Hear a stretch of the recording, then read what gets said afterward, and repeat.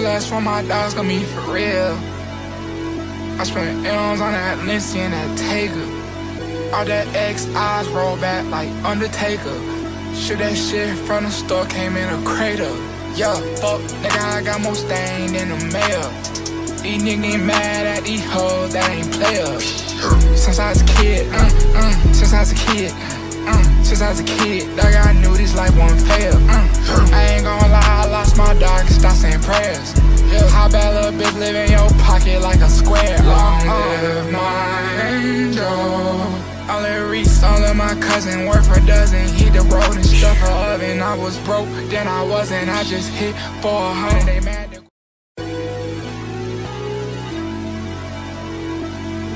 Niggas so high I could cry right now. God.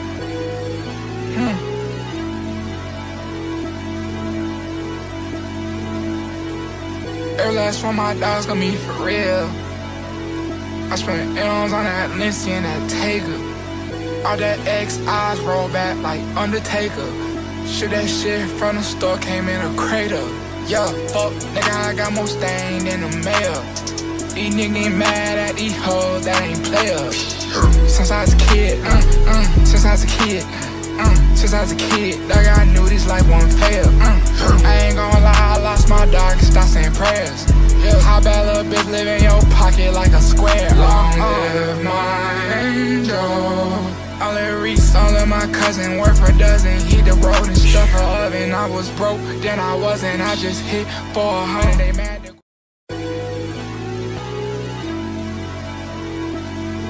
Niggas so high I could cry right now. God.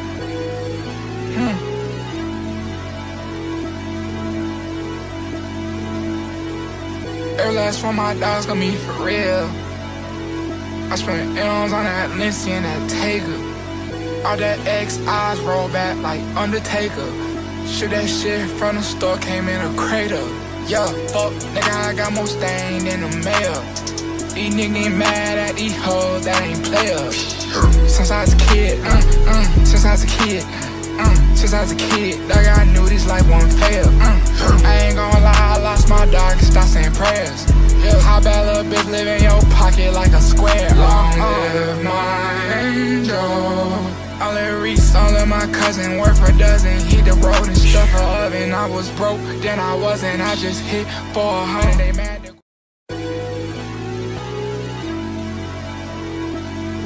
Niggas so high I could cry right now. God.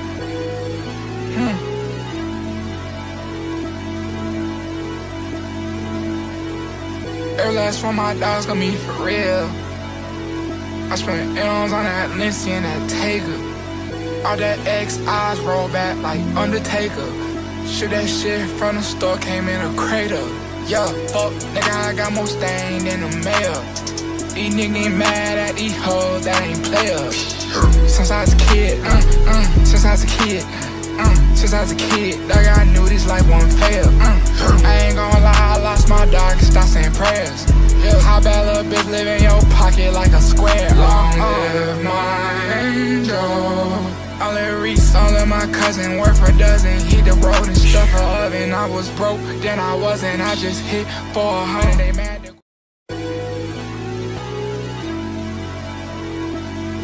Niggas so high I could cry right now. God.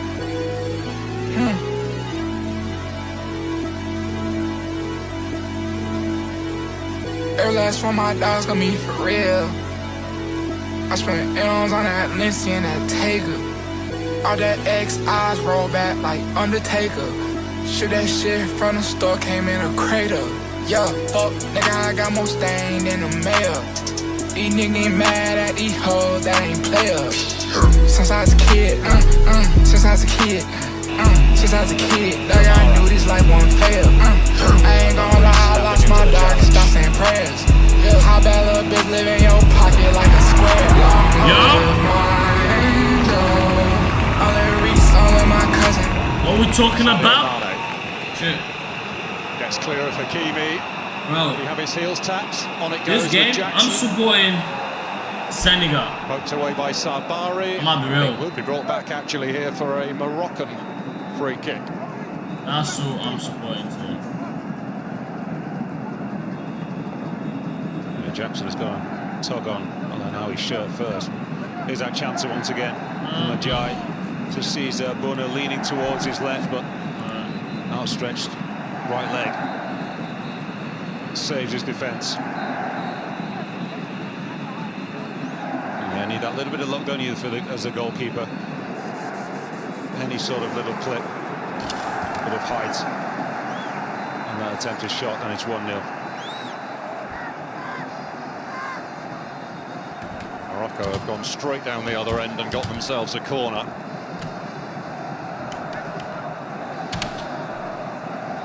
Defensive scare is always good for you, though. It sharpens your mind as a back four and a goalkeeper, just to remind everybody of the danger that the opposing side possesses. I don't think they really had to be told, but so that save will just bring everybody to life again. And by Al-Zouli. Senegal holding firm. Oh, a lovely spin from Al-Zouli away from Mane. What a cross! Oh!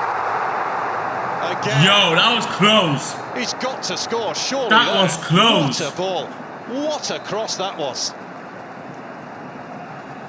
Oh, Al-Zouli looks to the skies, can't believe that his teammate has not gone onto it, completely misses it. Looking to actually do too much with the football, yeah. Actually trying to twist his head, he just got to allow it almost just to come off the top of his head. That will redirect it or help it on its way, make it extremely difficult for Mendy. I won't be too critical, he is a defender after all. Any attacking player of note, you would expect to make contact. And from that distance, Mendy would find it extremely difficult to keep the ball at the back of the net. Senegal all the way! Morocco's biggest moment so far. Not sure what's going on here. Quite clearly it was a goal kick.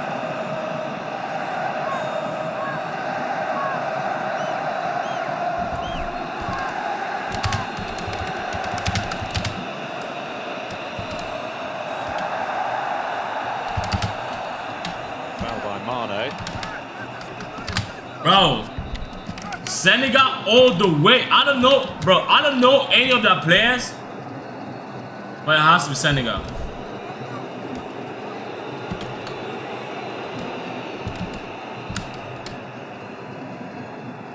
Bro. El Khanous.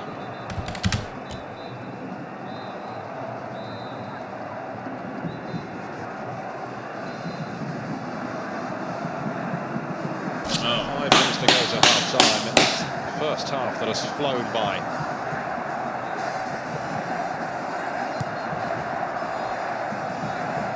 Mazraoui. It's Al-Zouli. Oh. Faced by Mendy. I think Senegal are green, Morocco are white. What a challenge that is from Kamara, but it breaks kindly for Al-Zouli again. Al-Ainaoui. Bro, at this point, yeah, it just looks like 3 in white in the box. that's some toothpaste, man. Diaz. Alec Diouf sticks out a boot.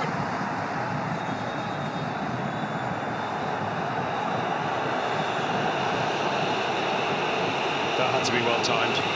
He yellow carded already. Kamara to make sure he got that one right. Took a boot in the face as well, trailing leg. Well, Saibari.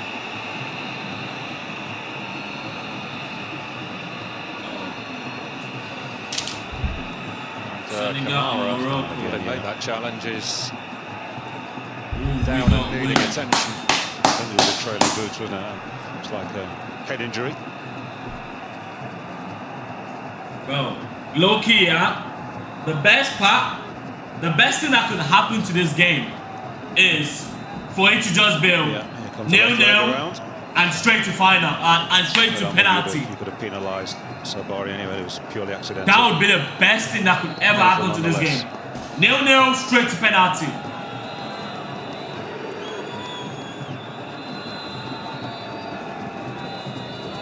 Well, this is the first competitive meeting between these two teams since Senegal's victory in World Cup qualifying back in 2001. Okay. Son El Hadj the goal of the game. There's that cross again from Al-Zouli. That is a delicious ball, isn't it? Just waiting to be flicked, lapped up. heading past Mendy for 1-0. Yeah, more natural mover. Player more used to being in that position. Would make some sort of contact more often than not.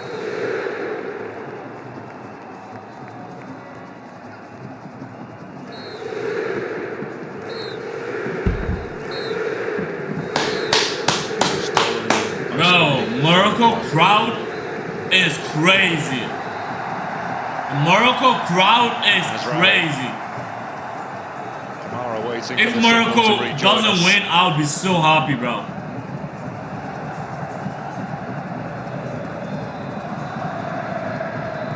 Al-Zuli, he's the one who's carried the greater threat of the two wide men in this first half. Of all four wide men, he's been the most influential. Lots of good moments so far. Sloppy from Mazraoui, and Jackson surges away Come for on. Senegal. Mane to his Okay. Mane, the first touch was a good one. That was so close. Come off a Moroccan leg last. That was so close. He ran for a long time with the ball, Nicholas Jackson. It's a great touch inside. That was so close. And good cover in the end from I low-key wish that thing had entered. Gerd is beaten. I wish that thing had entered. Mane's, he actually gets a touch onto it. Once again, great cover. Into 4 additional minutes at the end of this first half in Rabat.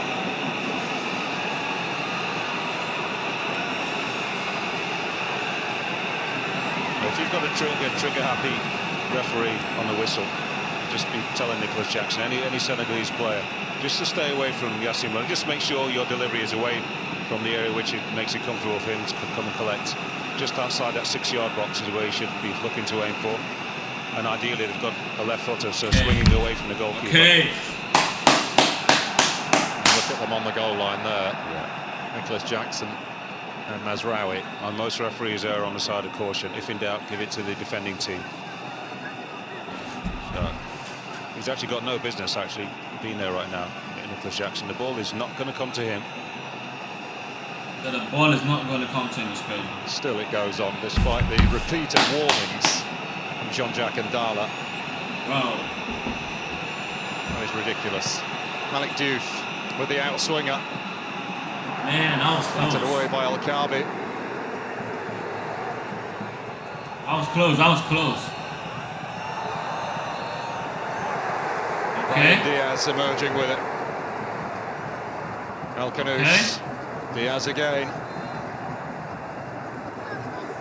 Mazraoui up in support. Oh!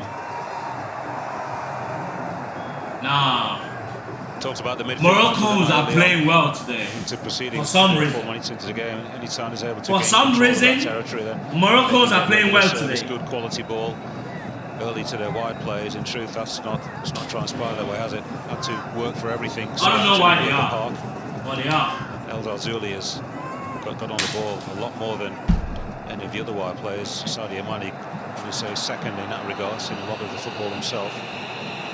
But the cover from opposing teams, from the opposing team on this occasion has been fantastic. That desire to get back and help our teammates when they are beaten is why these two teams, one of the reasons why, are the best. Trezeguet has put that right over the top of Nicholas Jackson. It's gathered by Yacine Bounou, who has been the busier of the two goalkeepers in this opening half. Now Iliman Ndiaye will get onto that ball. And he's managed to nudge it through to Kamara. He had to pass it, had to pass the ball. Nah, the Morocco's defense is just crazy. The Morocco's defense is just crazy. Something going here for Morocco. What's going on? Hakimi. What's going on? Senegal, what's your defense? Double defense. And found green shirts in his way. Mazraoui. That's Al-Zuli looking to take on Mendy, who stretches out and concedes the corner. Double defense. Well, this will be the last action of the first half, you'd imagine. There's the poor giveaway. Ilimandiai does well to find Amico. Just got to send it on its way. 2 players outside him.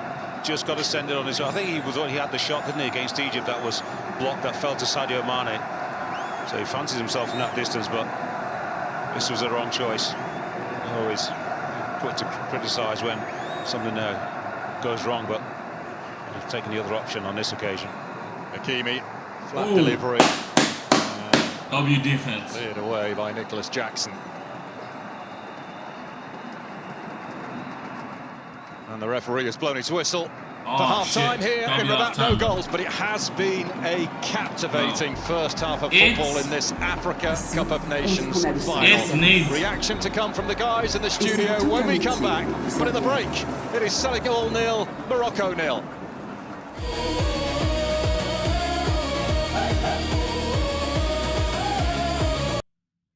Bro, it needs Senegal needs to win, bro. But nothing wakes you up like a message from home. I don't know, but they just jokes, need to. Saying laughter, and you can pretty much smell the tagine. Every dirham I send isn't just money. It shows I care. One sec, chat. Maybe I'll even discover a secret recipe. Remitly. Every transfer brings you closer. With Virgin Media, it's the season.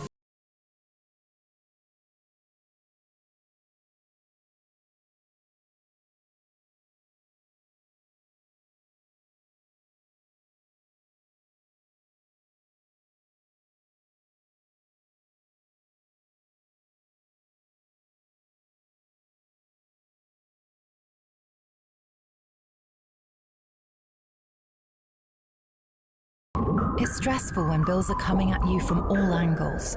At USwitch, our experts fight for fairer prices on your energy, broadband and mobile bills, so you could switch, save and feel more protected. USwitch. We put you first. Energy, broadband, mobile.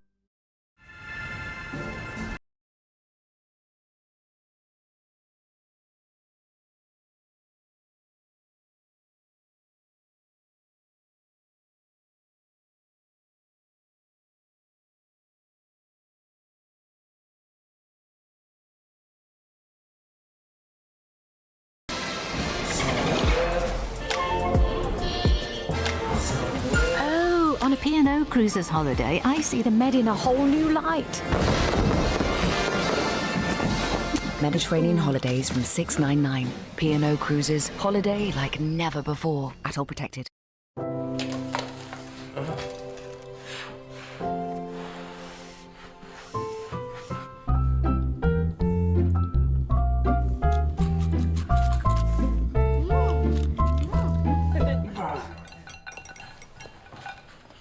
McCain, we are family. It's probably just heartburn again. It's probably just too much screen time. It's probably fine. I beat my personal best. It's probably just me being a bit out of shape. But what if it isn't? It's time to get some midlife clarity. Fast, affordable services, supported by GPs. Book your scan or health check now at vistahealth.co.uk. Does your loo roll make you feel good? Who Gives a Crap donates 50% of their profits to good causes. So when nature calls, here's your answer. Add some woo to your loo with feel-good toilet paper. Who gives a crap? Find your dinner piece. Discover the shortcut to seriously tasty meals with over 500 recipes every month. Gusto. Let chicken consume you. The double deal for $5.99. Get the deal. Believe in chicken. My sister. She's been seeing this guy, who I think is evil. I found something. I've got my eye on you. We need to break off this sham wedding. I am the Fury! The network premiere of Polite Society on Film 4, Wednesday at 9.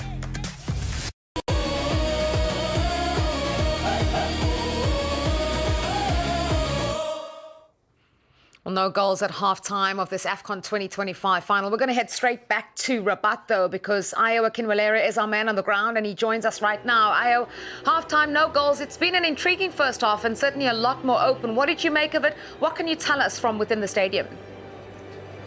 Yes, I mean, it was a tight first half, and you saw Morocco sort of gather a little bit momentum towards the end of the first half there. But I think more intrinsically and more interestingly for me is the crowd here. I've never seen a more passionate crowd in my life in a game of football. And I think a lot of it is tinged with a bit of nerves as well. There have been so many years of hurt for this crowd. They really want to bring this trophy home. And every time that Moroccans touch the ball, the crowd just go absolutely wild. I was talking to a coach earlier, and he was saying, you know what, he feels that it was the Moroccan crowds that really affected the Nigerian players in the semi-final against Morocco. It didn't allow them to play their kind of game, because this crowd, once they get behind their team, they're absolutely unstoppable.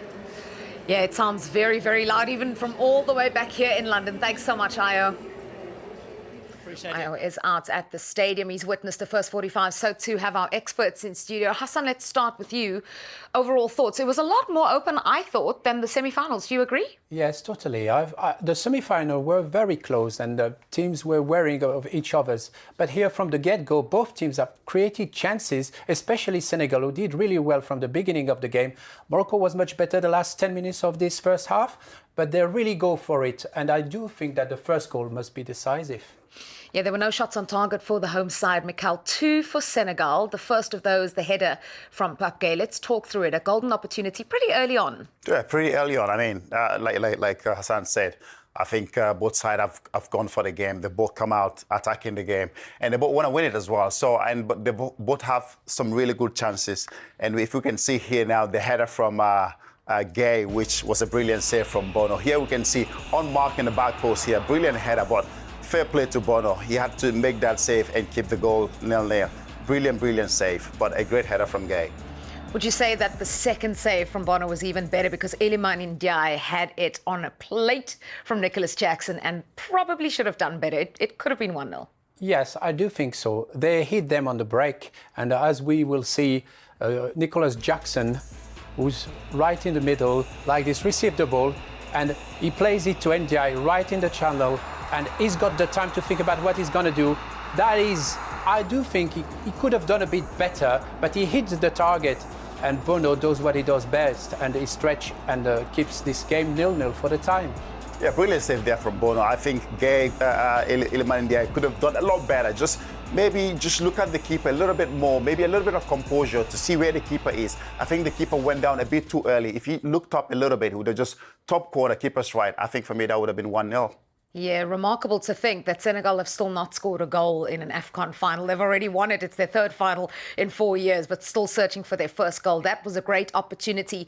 Hassan, you've noticed a battle happening out wide, and especially with the man who came in. It was the late change, Antoine Mendy. Yes, Antoine Mendy, who plays for OGC Nice. It must be very difficult to just be told that you're going to play 10 minutes before the kickoff of the final. And he's got El Zalzouli, who's a very, very good kicker of the ball. He's very quick, and as we can see here, he created few chances.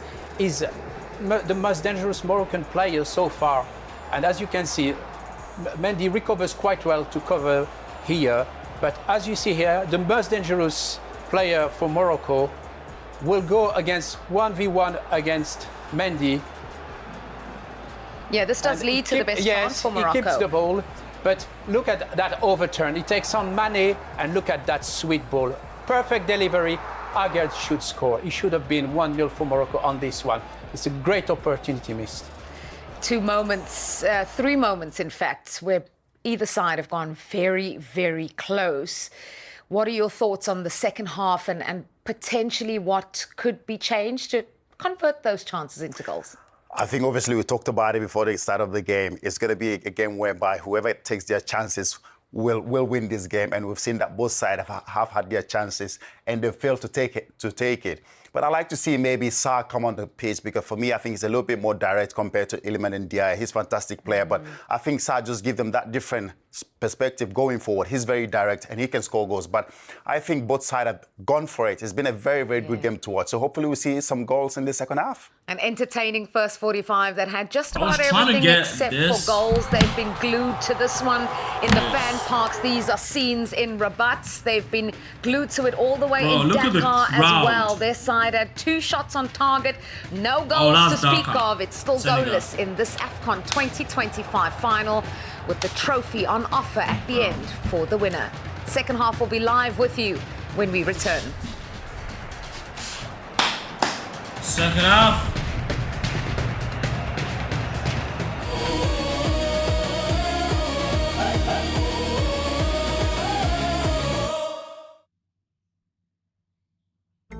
Another long day ahead. How the But fuck am I nothing just wakes you up come like on a here, message man? This is from what I'm home. saying. Same jokes, same laughter, and you can pretty much smell the tagine. Every dirham I send isn't just money. It shows I care. Maybe I'll even discover a secret recipe. Remitly. Every transfer brings you closer. Oh. You feel that? Feel what? The crash zone. Crash what? The crash zone. It builds suspense, uncovers evidence, foreshadows danger.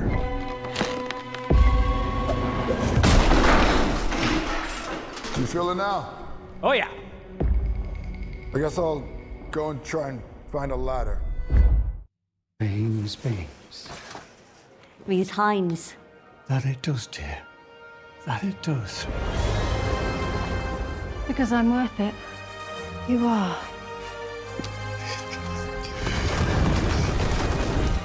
Bro, what kind of odds is this? Have you had yours? I've had mine, Mum. Love it. Hater. Love it. We're keeping prices low on brands you love because Every little helps. With extra savings at DFS, let your bum find its thing.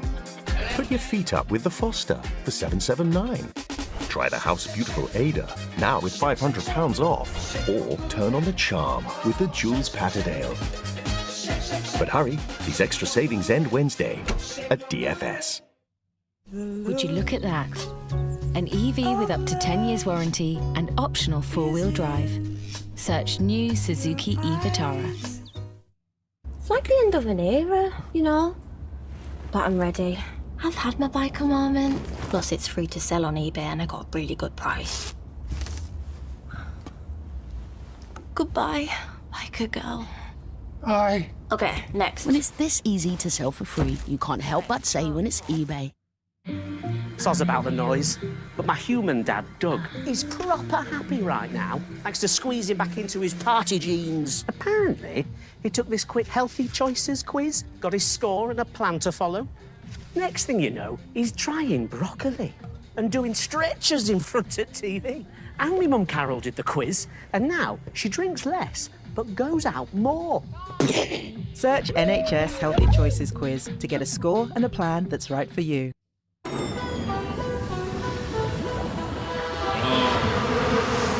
This ass is getting more than that. They just announced it. Champagne! We are now officially Witcher's banking brand of the year. Actually, we're not. Nationwide is. They're keeping branches open. Superb performance across current accounts, it says there. Didn't they give over 4 million members 100 quid each? What am I going to do with 6,000 custom-made winners' shirts? What about the blimp? I don't remember ordering that. You literally said, blimp me. The Which banking brand of the year is Nationwide. A good way to bank. New year. New hopes. Let's go! What say you? That is not for me. Let's make a resolution you can actually keep this January. I don't like to fail. To stream tons of telly. Yes! You won't even have to move. Yeah! Stream yourself happy this January with Channel 4. Finally.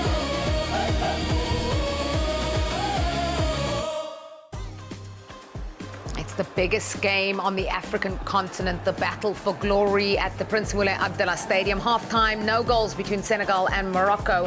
What do you think Coach Walid Regragui is saying to his team?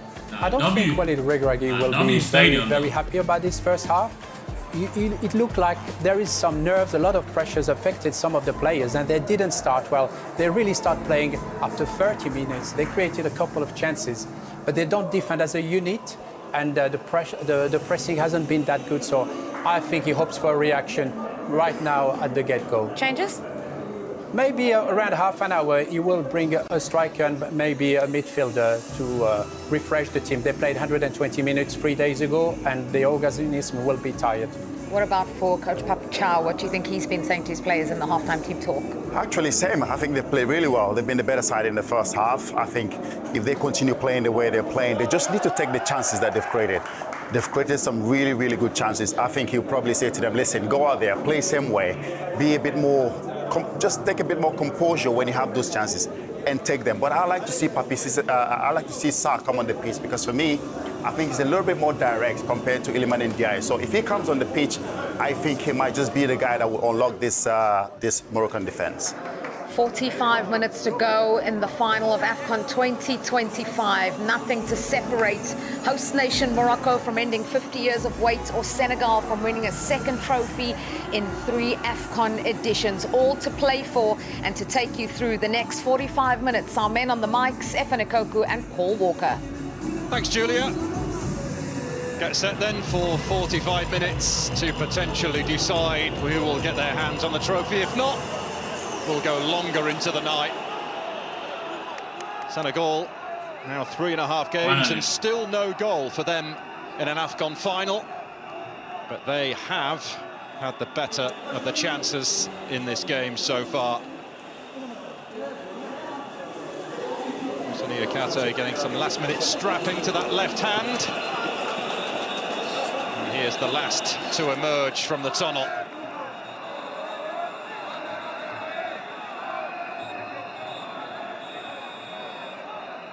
Right, it would not appear that there are going to be any changes, not yet. Jean-Obi Mikel calling for Ismaila Sarr to be introduced for Senegal. But, let's start this game, for bro. now, is leaving things as they were as Senegal get us back underway. In the green, kicking from right to left.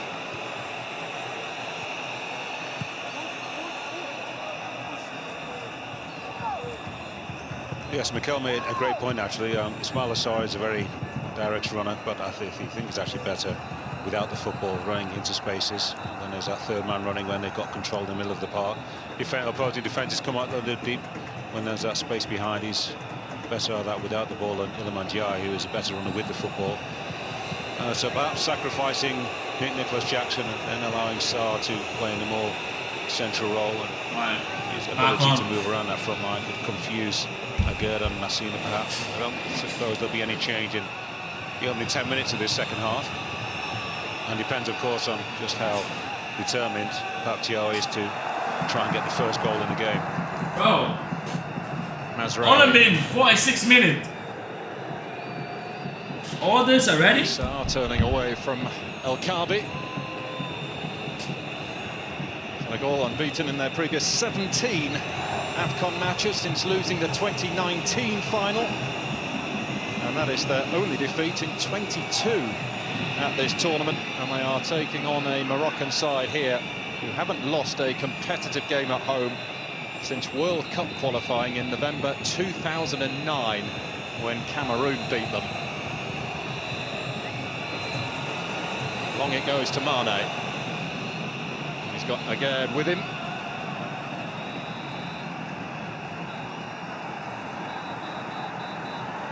Looked like Aguerd got the final touch. Should tell us. Well, I think he did. Like he did.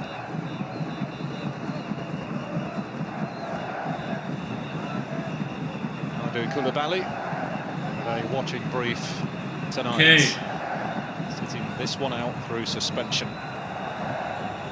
Bro, we need a goal. Like, for real though. Second final that he's had to miss with a ban as well. Niakate.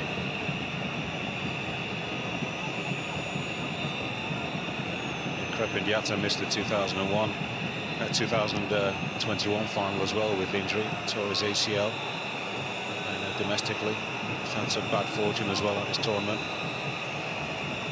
And he has been outstanding, by the way. He's played every minute of every game. Crepin Diatta, one of the stars of these finals. Losing finals in 2019, he was a young player of that competition. But you know, in adversity, you know, top nations find a way to rise and. Bro, nah, these guys are getting very aggressive. These Moroccans, they're always one thing I dislike about them is that they're always aggressive. Serious. Always. Added to that. I think after this, two offense on target in the first half. Two excellent saves from Yacine Bouno. Edouard Mendy. A quiet game so far, by comparison. At some point, he will be called upon. And when that moment comes, he has to be ready, as Yacine Bouno was. Two good saves from the Moroccan shot stopper so far. Sabari. Elai Nawi.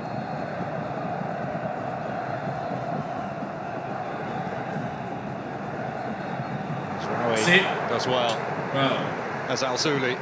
Where's the defense? Ball. It'll work out here potentially for Hakimi, who lets it run for the corner.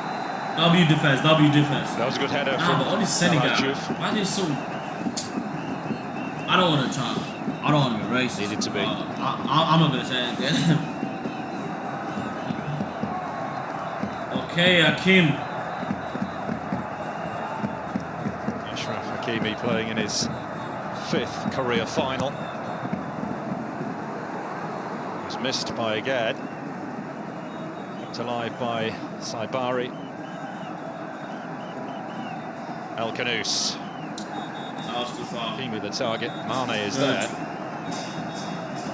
I think that's a free kick. No. Another corner. Another Moroccan corner. I thought he touched the other guy. Nah, this guy now. Oh.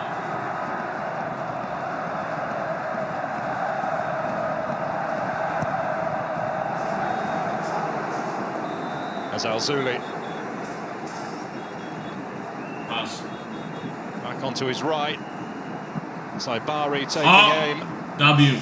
But why is everyone... Look at how everyone is so forward. Mazraoui.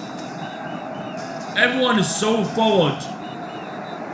Sabari with a neat exchange. W defense.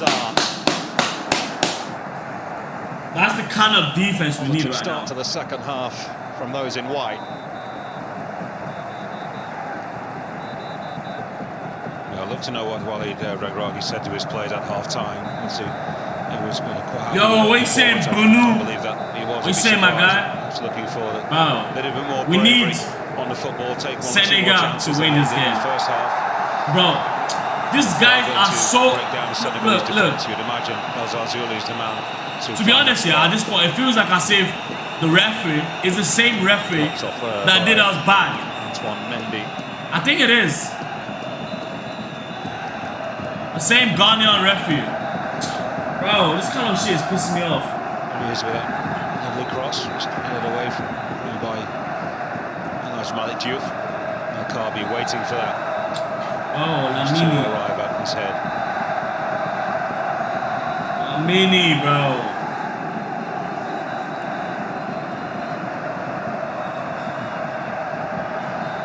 Similar sort of match to the Nigeria one in the semi-final.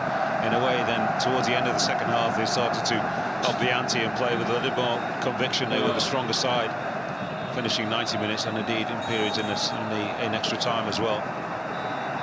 But they need that goal just to settle nerves and to make it more anxious for Senegal as well. It's Hakimi straight up to that two-man wall. W.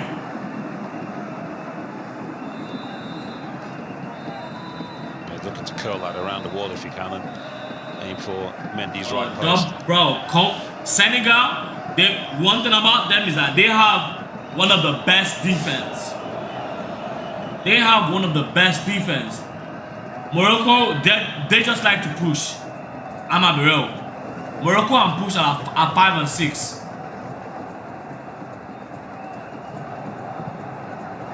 Cena taking the high road. Way by Niakate. There's Mane. Oh. Juve under some pressure from Bilal El Khanous. He works hard in the middle of the park. A defensive remit for him, alongside El Anawi. Those two guys are the major disruptors for the Moroccan team. Okay. Clipped away and into the path. Okay, bro, that's too far. That's a long pass. Pursued by Mazraoui. Come on, pass the ball. Bro, pass us. Mazraoui is still down. Play is halted. Which will be a source of frustration for Senegal. We're building up some momentum. Yeah, in truth, Morocco have lots of players back. They're really moving backwards toward their own goal. More of a coming together than anything that.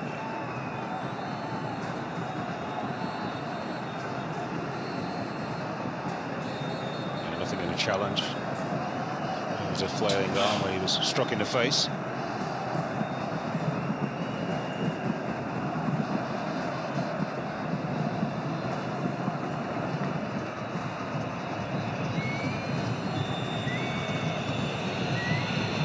Sarr.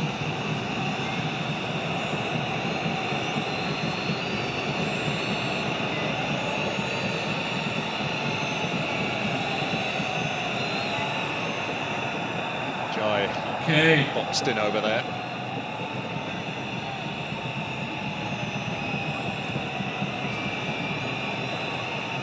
Little by little. Kamara. It's going to be a free kick. Foul by El Anawi.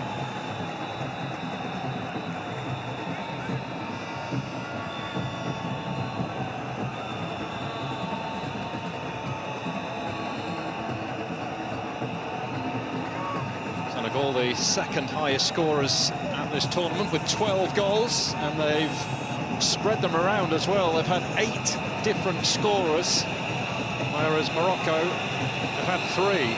And the majority of those goals have been scored by a certain Brahim Diaz. 5 in all for him, leading the way in the race for the Golden Boot. It's found its way through to Mane. Malik Diouf whips it over. Comes back his way again. Okay, Mane. pass it back. Corner.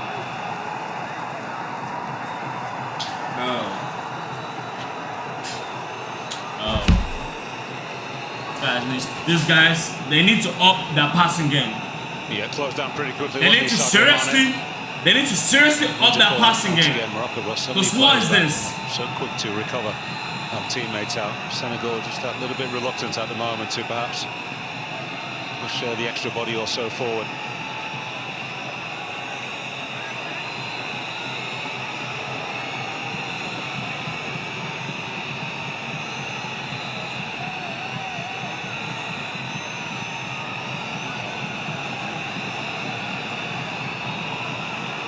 Lamine Kamara with this Senegalese corner. Okay. Oh. And the acrobatic attempt from Pat Gay. He is caught by Buno. All right, but who we got? Man, everyone is saying Senegal. Shit. At this point, no one wants Morocco to win. Same as like El Anawi of Roma.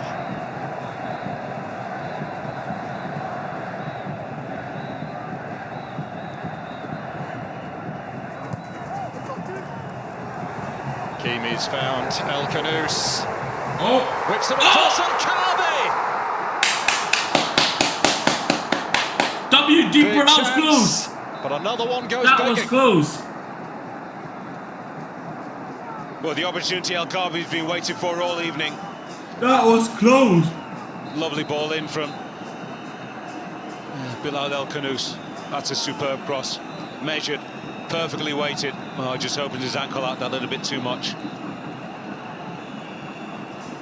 I mean, Bro, that was if he gets a close. firm strike on it, and I'm glad I didn't score. It probably just ends up hitting the body of Edouard Mendy. It would have been difficult to get any lift from there at all. It's another nervy finish. Yeah, they can't believe it, can they, Moroccan fans? Well, maybe it just wasn't complicated enough for El Kaabi. He only really likes scoring overhead kicks, doesn't he? Scored 2 of them at these finals. That was super close. But it was a fabulous ball. Several in green taken out with the pass.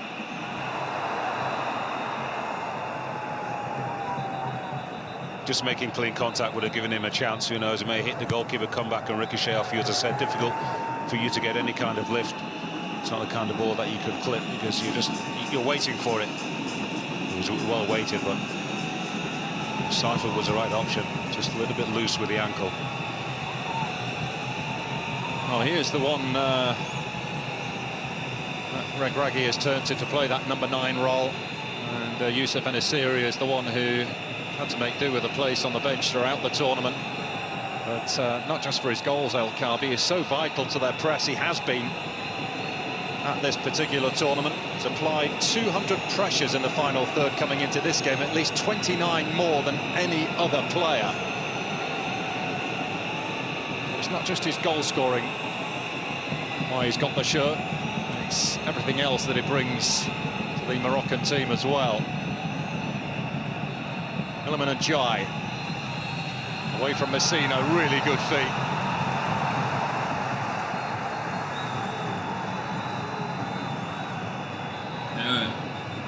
Scored the winner against Mali in the quarter-final.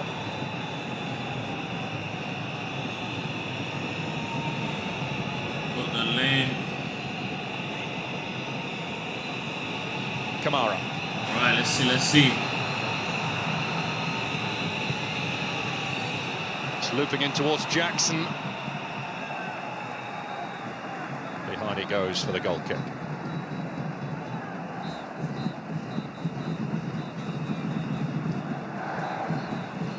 Now we're gone, no goals. Okay. Few chances, and this is the best for Morocco so far. Yeah, just allowed the ball to come the best completely across his body. and the only best. There's nothing like this is going to happen again. Required.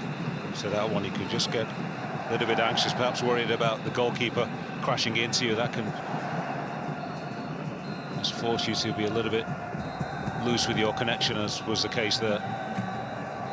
Has scored in finals before for Morocco.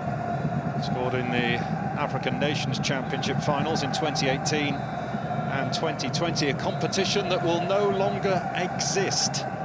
CAF President Patrice Motsepe announcing yesterday that it will be replaced by an African Nations League from now on. Okay, The African Nations Championship, by the way, reserved for homegrown players in Africa. Mane. Mamadou Sarr.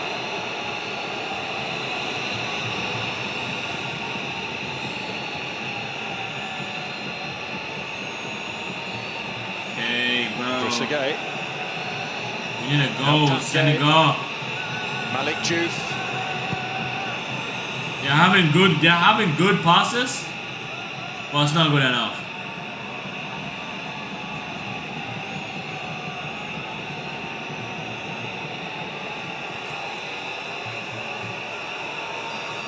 Mane.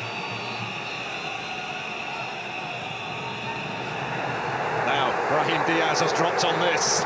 El Kaabi surging through the centre. That's who he's looking for. Ayoub El Kaabi. Fabulous block to start with, and then as Al-Souli misses the target. W defense, bro. W defense, bro. Well, not for the first time in this match. We've seen a curler's giveaway. Well, Senegal, I don't know why they're going slow. They're just passing and passing. But you're not shooting the ball. Situation. Pass, and not shoot the ball. Come on. Mamadou Sarr, terrific What's timing. the shot target? Ogeda had to get that one absolutely right, and he did. It wasn't the cleanest of strikes from El Kaabi. El Zalzouli then has got a chance just to clip it over around Edouard Mendy. Gets that one wrong, way wide of the upright in the end. Yeah, 2 opportunities for El Kaabi in the second half already. Great defending from young Mamadou Sarr. There is the aforementioned CAF president, Patrice Motsepe. And restart here. Another glimmer there for Morocco.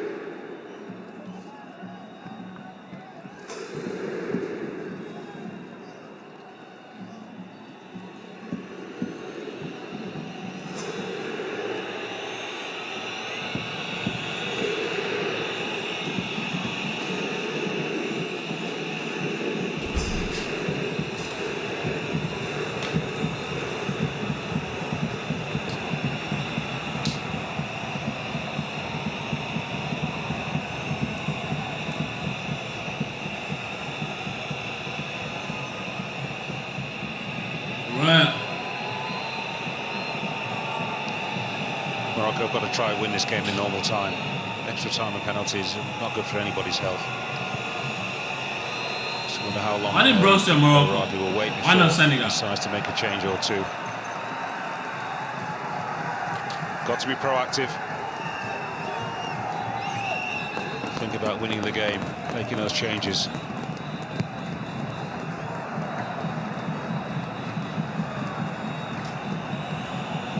Idrissa Gueye. Mendy sold the pass short for Ndiaye. As Al-Zouli getting it back from El Kaabi. El Khanous. Okay. Hakimi. Okay. Oh, and that is W defense. And over his own bar by Niakate. What a great cross that was. Early with pace, but he was actually going to slip it into Bilal El Khanous down the right side. Then he went for the early delivery, difficult to deal with. Niakate did well.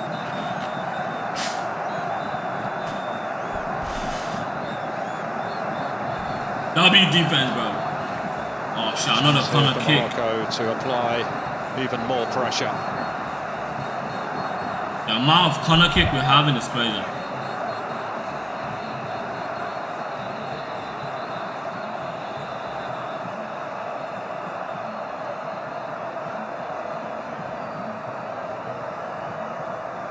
Touched off by Brahim Diaz to Hakimi. Malik Diouf. Oh, the brave header. Oh dear, oh dear, oh dear. That is nasty. That is unfortunate. Claret pouring everywhere there. Well, now I think it is. Oh, yeah, that's a horrible collision.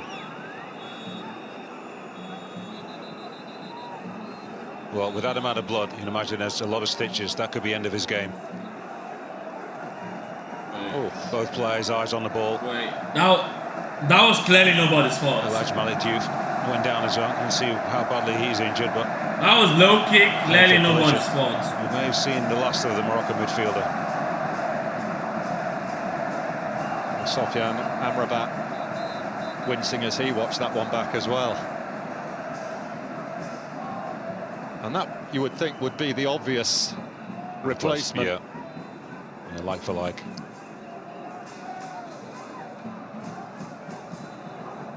But we hope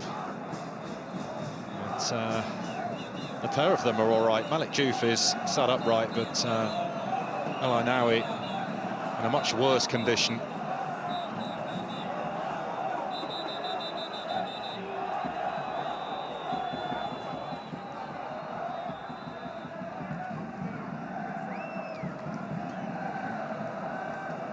Yeah, I don't think I actually want to see that again, to be honest. Yes. So they both jumped in the same head and hit their head together. That amount of blood, there's no way he's staying on the field. Can't see it.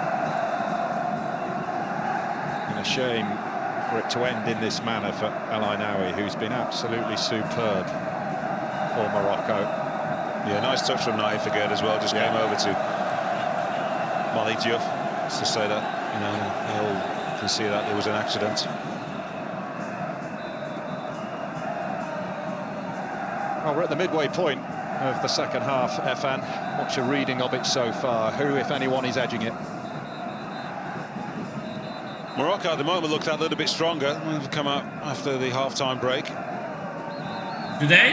A little bit more urgency about their play. That's the first real long-bustering run we've seen from the captain, Hakimi, on this right side.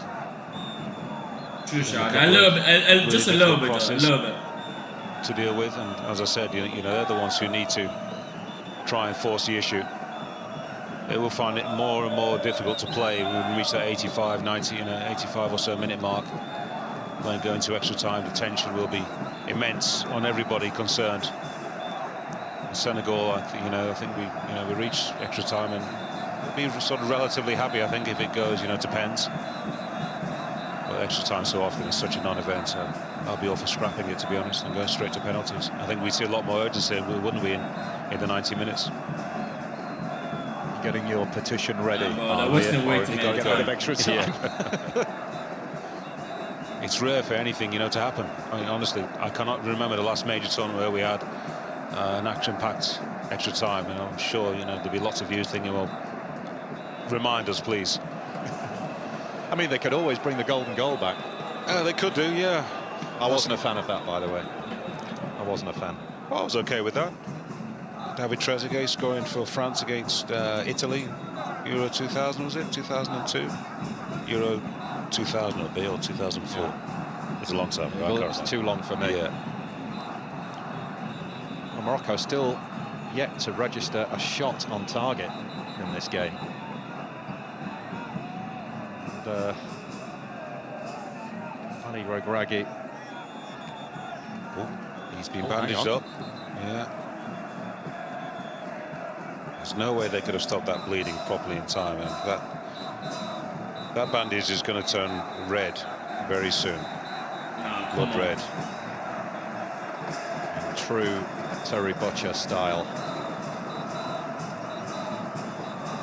Is he actually bleeding like? Is it that bad? But as long as they're sure there's been no concussion and then he's been patched up, he's not bleeding, I suppose he's more than allowed to carry on. Time to steer you in the direction of a new four-point they gotta sub him out. That is wasted way too many times. As we explore the careers of some of the biggest names in boxing. Bruno, Lewis, Ben, Eubank, all featured. It's called Four Kings, British boxing legends. It starts tonight at 10 p.m. and follows straight after Celebrity SAS Who Dares Wins. Which is apt, really, because who will dare, who will win here in the final in Rabat? El Ainaoui patched up. He's going to have to change that shirt, though. And he's covered in blood.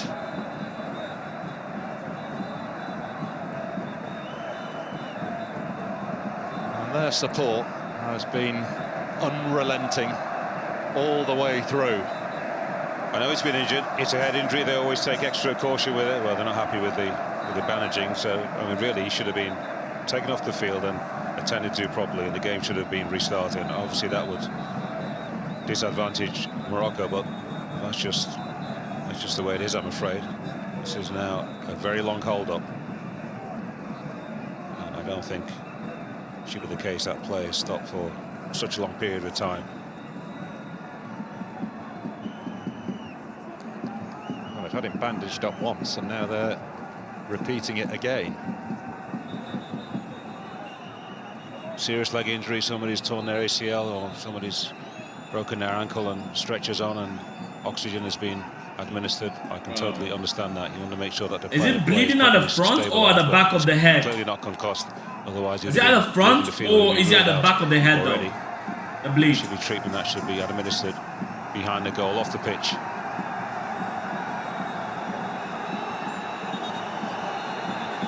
I'm surprised that the rest of the players aren't making more of a fuss, if I'm honest. Nothing that they can do about it. It's but Ibrahim Mbaye's been readied to enter the field. And imagine that's the end of Nicholas Jackson's evening. So resisting the temptation to bring on Ismail Assar. Yeah, this is, I think this is, they're just wrong.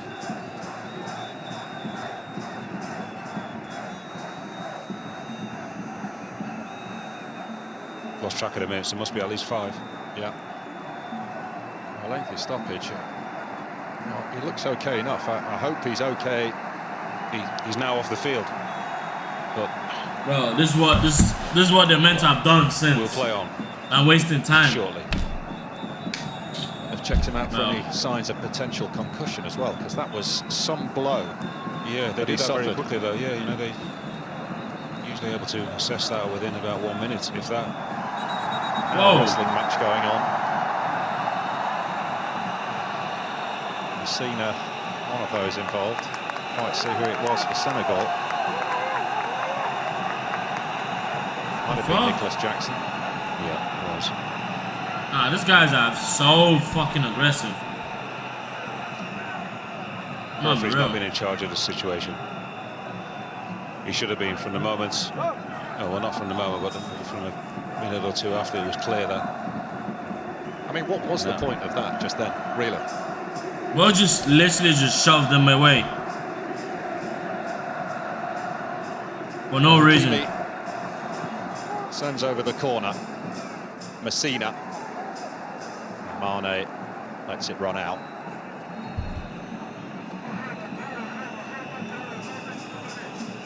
Eight minutes, 28 seconds it took them, by the way, to sort all of this out. And he's on to yet another new shirt, El Ainaoui. I'm glad he's okay anyway. Yeah. That's the main thing. It's been a key play for them the last few games. And a rapturous round of applause as he returns. Wait, he's still playing. Malik Diouf for Senegal. He's still playing. A triple change.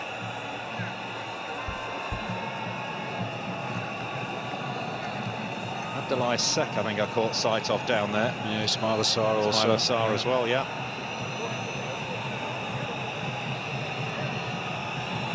Ibrahim Mbaye, a real future star if he's not one already. Young Paris Saint-Germain player.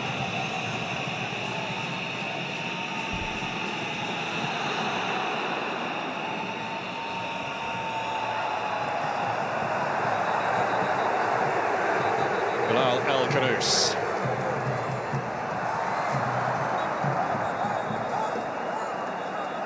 Just crossed the line.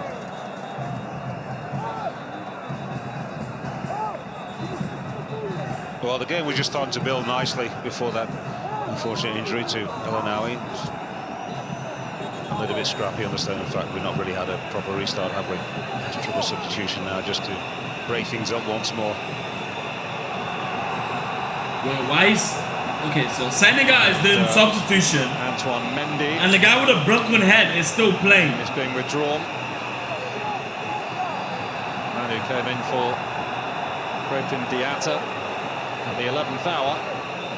Lamine Camara goes off. Ismail Assar of Crystal Palace. Will come on for him. Iliman Ndiaye as the other two depart. 17-year-old Ibrahim Mbaye of Paris Saint-Germain. 17 years old. Now with us. Scored in the win over Sudan, became Senegal's second youngest scorer at this tournament. 17 years old.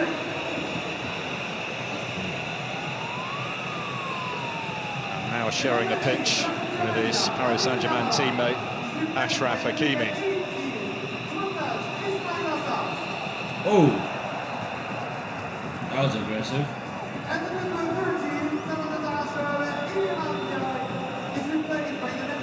What do you make of the changes, Afan? Brave. And clearly a sign that the head coach would like to see his side scoring the first goal.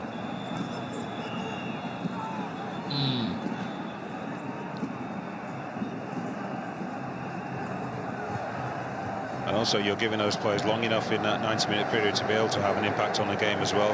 If it does go to extra time, they're fully in tune by the time we're about to play the extra 30 minutes. So fatigue, you would imagine, should not be an issue. Freshness, certainly, a sharp end of the field, which may be all important.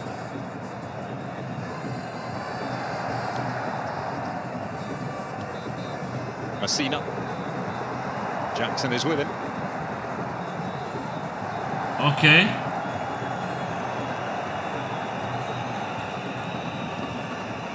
Tom Mendy finally has got back towards the Senegalese bench.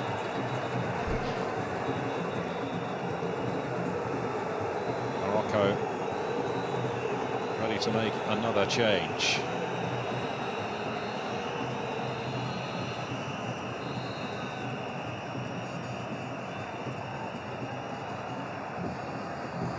Well, the tempo has certainly dropped in the second half. Sama Talahin is the one who'll be coming on for Morocco. Next break in play. Brahim Diaz. Hakimi. Malik Diouf stops the cross. He's created more chances than any other Moroccan player at this tournament. Achraf Hakimi, not bad going for a right back. And comes as no real surprise, does it, given the quality that he possesses. It's just what he does, doesn't it? Osama Talali replaced Bilal El Khanous in the semi-final against Nigeria. El Kalbi's night is over. Race is run. 2 good chances. He'll be extremely frustrated and disappointed that he wasn't able to get the opening goal of the game. Youssef Enesiri coming on, as he has done in every match at these finals. So the guy with a wrapped up head is still playing. Talahin is on for. Guy with a wrapped up head is still playing. Wow. And the player number 23, Bilal El Khanous, is replaced by the player number 14, Osama Talali.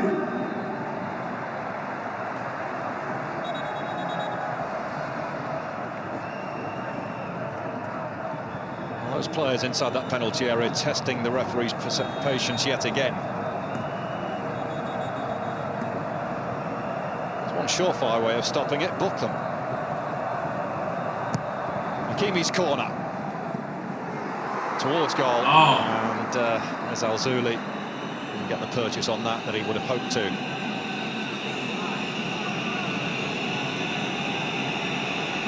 Yeah, not easy. Got to wait a long time for that ball to reach you. Disappointing from Senegal point of view that nobody's picking them up.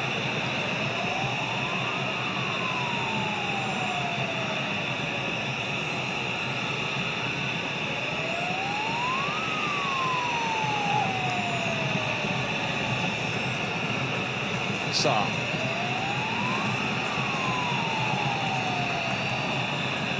Malik Diouf sends it on his way, and Jackson should get to this and does.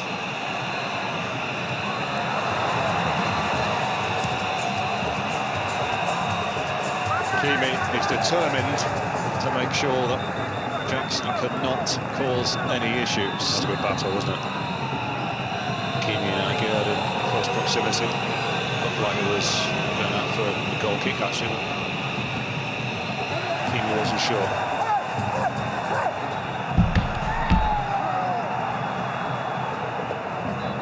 Inside the last 10 minutes.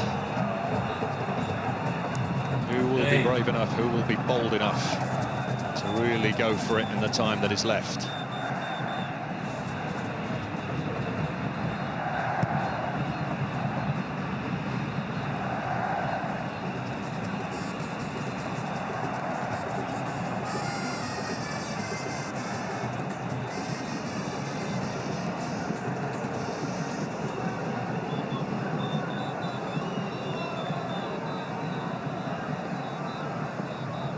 Worth mentioning that Morocco's last 2 knockout games against West African teams have been decided on penalties.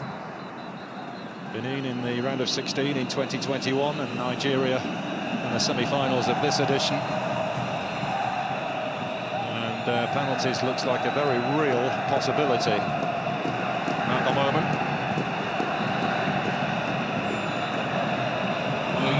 You don't reckon penalty is a possibility? You don't reckon penalty is a possibility though?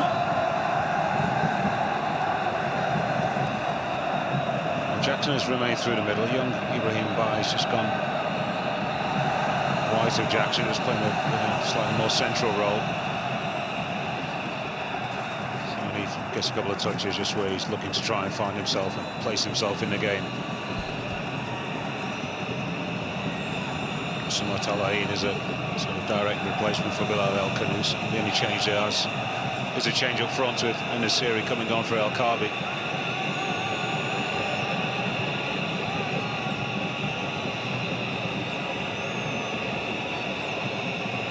Kate.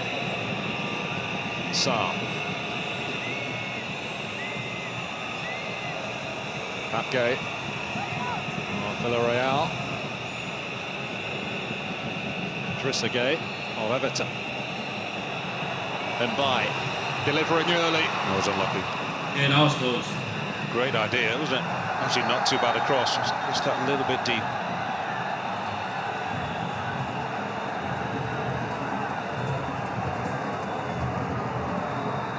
Look at it on the half volley.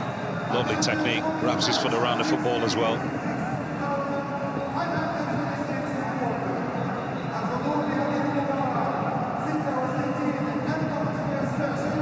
He very much is the star of the future. Ibrahim Mbaye. As I mentioned, he doesn't turn 18 until next Saturday.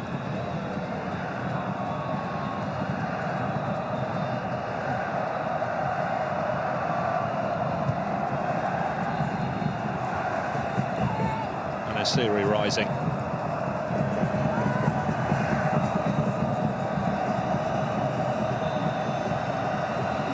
Mane.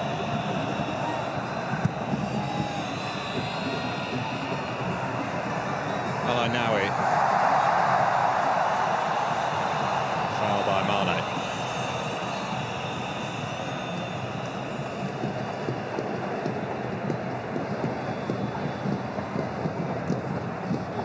Forcing Mazraoui to go back, but it certainly feels like both teams are inclined just to try and keep it safe now. No unnecessary risks. It's almost like they've got some kind of gentleman's agreement out there that let's just do another 30 minutes more. Well, you reach a stage and inevitably there's a little bit of clock watching, not necessarily from the players, I think more from the coaching staff. Although Brahim Diaz might have other ideas. Players want to know exactly just how long at a stoppage the treat Al-Ainaoui took.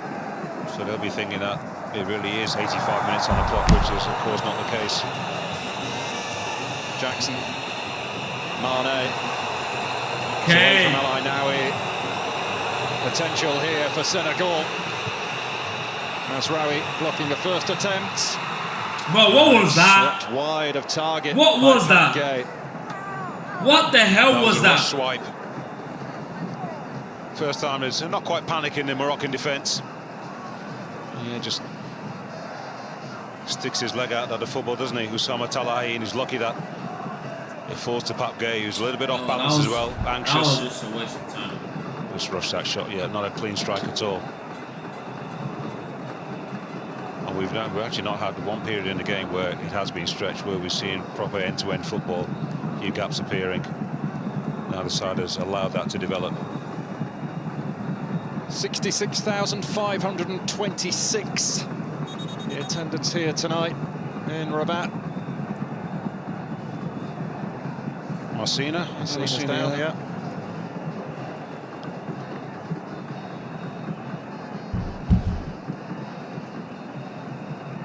We'll see whether he will need to be replaced, but certainly Ashraf Hakimi was suggesting that they should consider a change. Bro, the extra time is going to be crazy. I wonder if this will be I wouldn't be return surprised of if extra time is Masai's going to be 10 minutes. injured in the opening game. No, it's No, Jawad no. El-Yameik, the man who replaced Saiz in that opening match. That will suggest that Roma Saiz is not fit to play at all. No.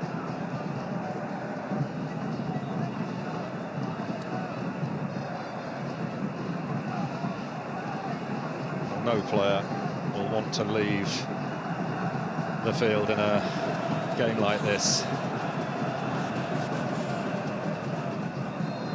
But, I don't think Messina has any option. Trying to delay Adam Messina leaving the field as long as possible until a substitute is actually ready. And see, when things happen so quickly, you're not always prepared. So Jawad El Yamik is still preparing himself. Plays for Al Najma in the Saudi Pro League. Substitution for Morocco. It's the end of the road for Messina.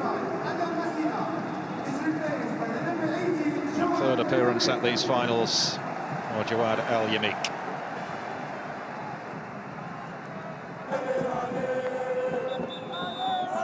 Well, visibly upset at coming off.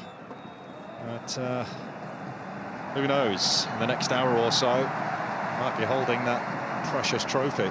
Yeah, tears of joy, you're hoping.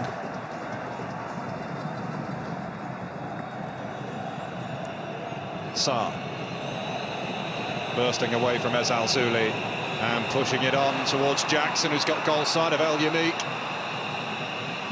Turned back to Mbai. Is it time for the young man to shine? Very nearly was. Bunu pulls it out of harm's way.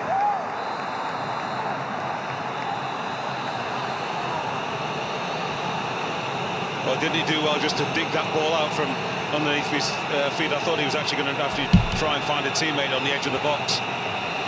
Just managed to claw it around. Malik Juve tossing that one in. In a way, perhaps took Youssef Bunu by surprise. Yeah, Jackson wasn't able to get a shot off on goal. Clever play, finds his teammate. Yeah, just how he just digs the ball out. And here go Morocco with Ez Al-Zouli. Everyone is trying to score at this point. Chance at either. Yeah, didn't Abdullah Sek, the defender, the substitute, do well. Didn't get too close. Stayed on his feet.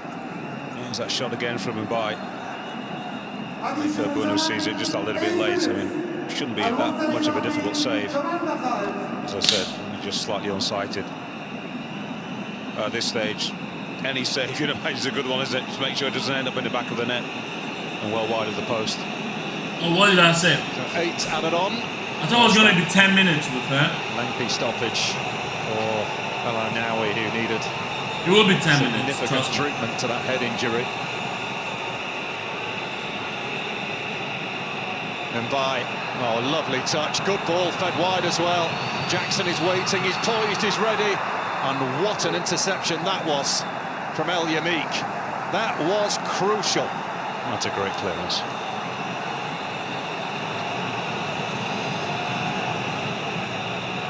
Had to be an acrobatic clearance as well, didn't it? Because there's no way he could go for that ball with his head. That had own goal written all over it if he did. Well, if the game plan is to try and take it to extra time, he has not got the memo, because he is the one trying to force the issue for Senegal at the moment. Oh. Extra time is going to be crazy. What the fuck is this? Fabulous, fabulous support. What the fuck is that? From both sets of supporters.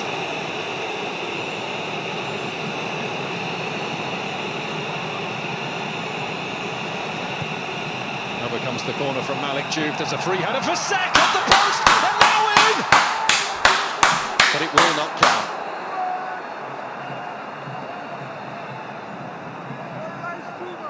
Referee blew early, very early, as his ball hits the post. Sek on Hakimi. Oh, that's nothing. Hakimi's going backwards. He's got his hands on him, just using him just to fend him off a little bit. Oh, that's a soft free kick. Very soft.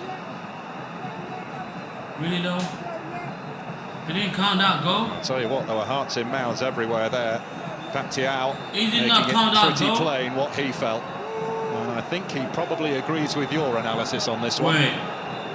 I Hakimi goes to put his hands on him and he's moving backwards, off balance a little bit. Referee was very quick to put the whistle to his mouth. That's going to enrage the Senegal coaching staff. Why did he even push Jai is coming on. Nicholas Jackson is going off. Got a couple of goals at these finals. Sharif and Jai, and Morocco are going to make a change as well, we think.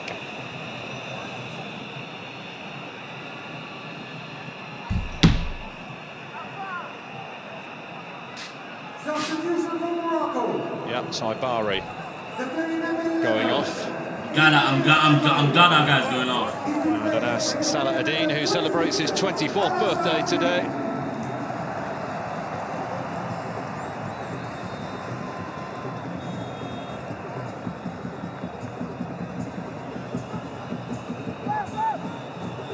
God is out. Bro, this referee are not playing. Bro did not count that shit. Gay to Pat Gay and all the He way did not back count to it. Edouard Mendy.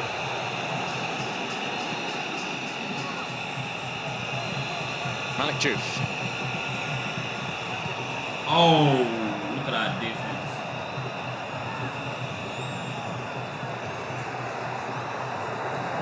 As Al-Zuli. Malik Diouf snuffing out that one. Mazraoui. As Al-Zuli's on his way, and Asiri waiting in the middle. Amadou Sarr W defense, bro. W defense, bro. Asiri was never really in the right position. I'm enjoying this guy's defense. Anyway, clearly ahead of the football. I like it. I like it. I like it.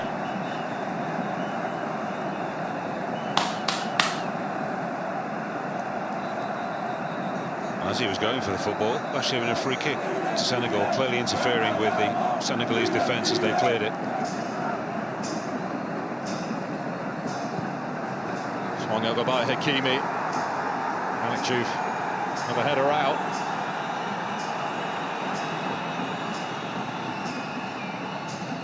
Talahin.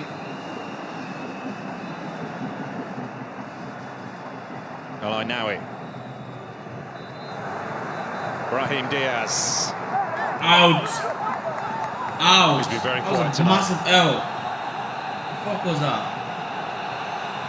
Not seeing one little spark from him. That's the stuff, all the good stuff from the flanks has come from.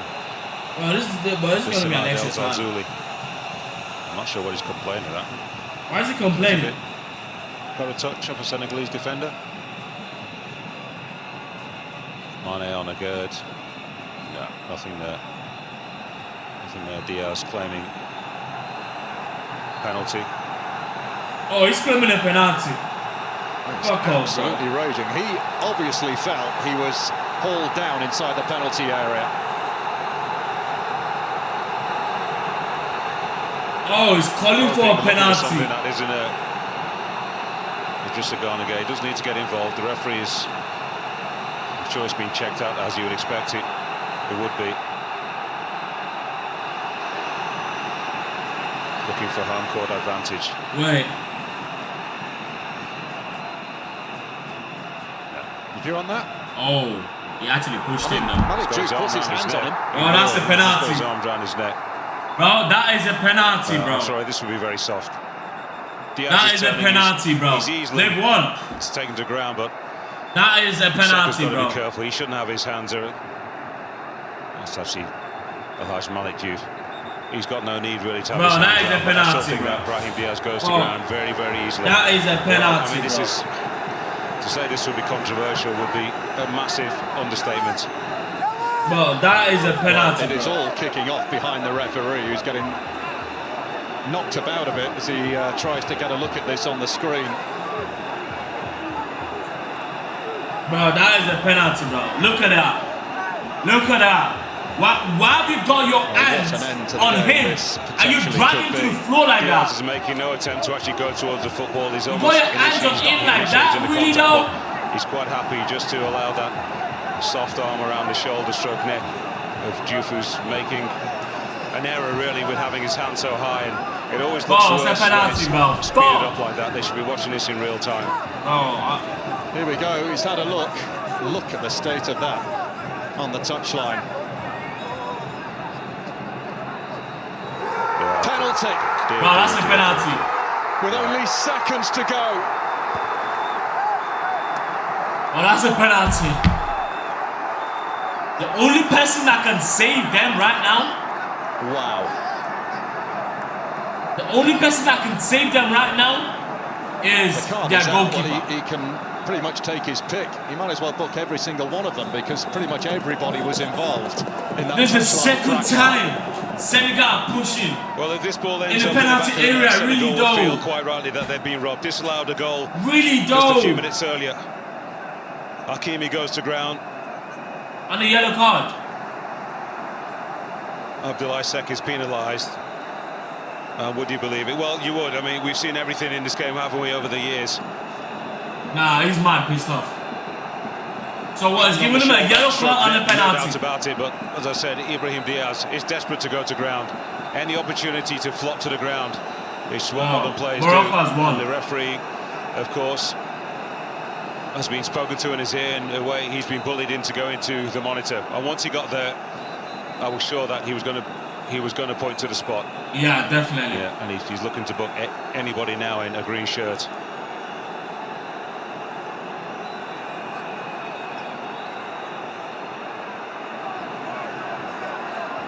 Guy's just giving everybody yellow card. Second person now, yellow for card. Malik Diouf, who, in his opinion, committed the offence, and he is absolutely distraught, and understandably so, because by making that challenge there, whether the contact was significant or not, he has put his team. That's the thing now. It did not realise what the gravity has done. You've got to be aware. It doesn't realise the gravity of what he has done. He's got a massive advantage against Brahim Diaz. Anyway, there's no need to get into any kind of arm wrestle. If anything, he can almost give Diaz that yard of space and be moving on to the ball as it arrives. You can see the flags. I knew this was going to be in 10 minutes. That challenge, so he's ball defending. As I said, he's given the referee the opportunity to go to the monitor. And I said, once he went over there, it was always going to be a penalty. The penalty, bro. Well, this is bordering on impossible for the referee to try and contain. That definitely already looked like a penalty. He's got to get a grip on matters somehow. But after, as you can see, 100 minutes of play, it all comes down to one moment of controversy right at the very end of the Africa Cup of Nations final. Could be ending in joyous fashion for Morocco's fans, but in a very unsavoury and ugly fashion if you are Senegalese. I'm going to give this guy to play it. God help Senegal right now. God help Senegal. Those two will never agree on this. Patia, I think, is pointed to the other end of the field, saying we were robbed of a goal about 2 or 3 minutes earlier. And I've got to say, I've got some sympathy. Yeah, he's saying that the whistle was blown early, and early, but erroneously, as far as I'm concerned.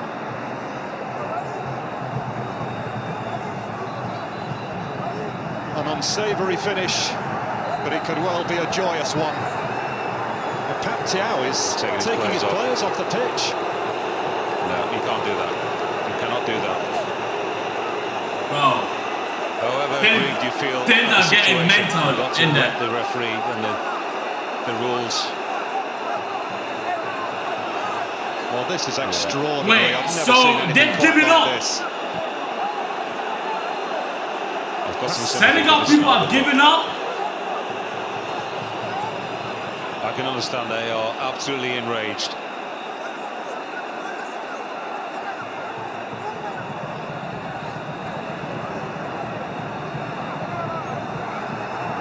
Oh, they've given up. Took all of them out of the pitch. All the players have been summoned back to the bench.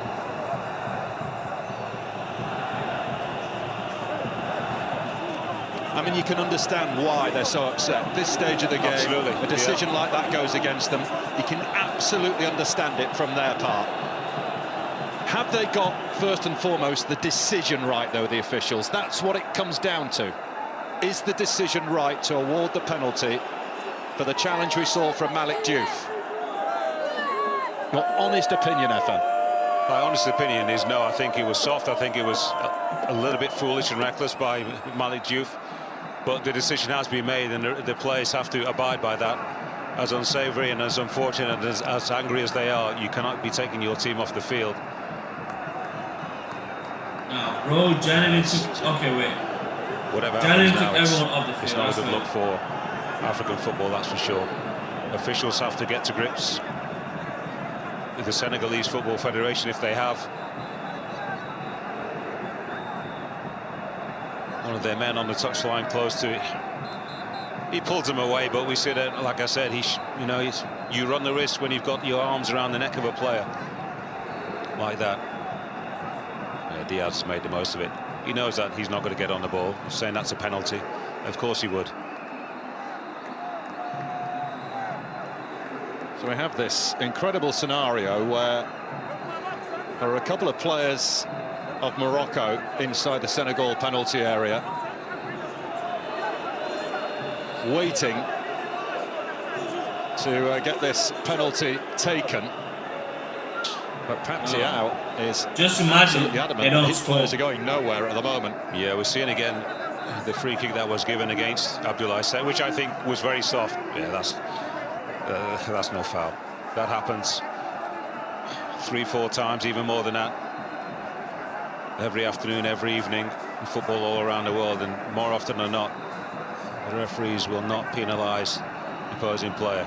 And there has been a recurring theme throughout matches that Morocco have been involved in, that opposing teams feel that the host nation have been awarded decisions in their favour. It happened, Nigeria were incredibly angry in the last game. We're going to Walid Regragui that his team are getting the benefit of the decisions. He said absolutely not. The only advantage we have is playing at home. And it has been an accusation that's been levelled at the officials throughout the tournament. Hometown favouritism for teams is nothing new. And yes, you will get things, one or two things that ordinarily would not go your way on neutral territory or indeed on opposing soil. That's to be the best way to call this right now is to cancel the penalty. The best way to call this is to cancel the penalty in your favour, if you like, and let them go to extra time. More prone to give you things. Let this be a clean game. Things will go. Cancel the penalty and go to extra time. What is Paptiao hoping to achieve by bringing his players to the side? The decision has been made.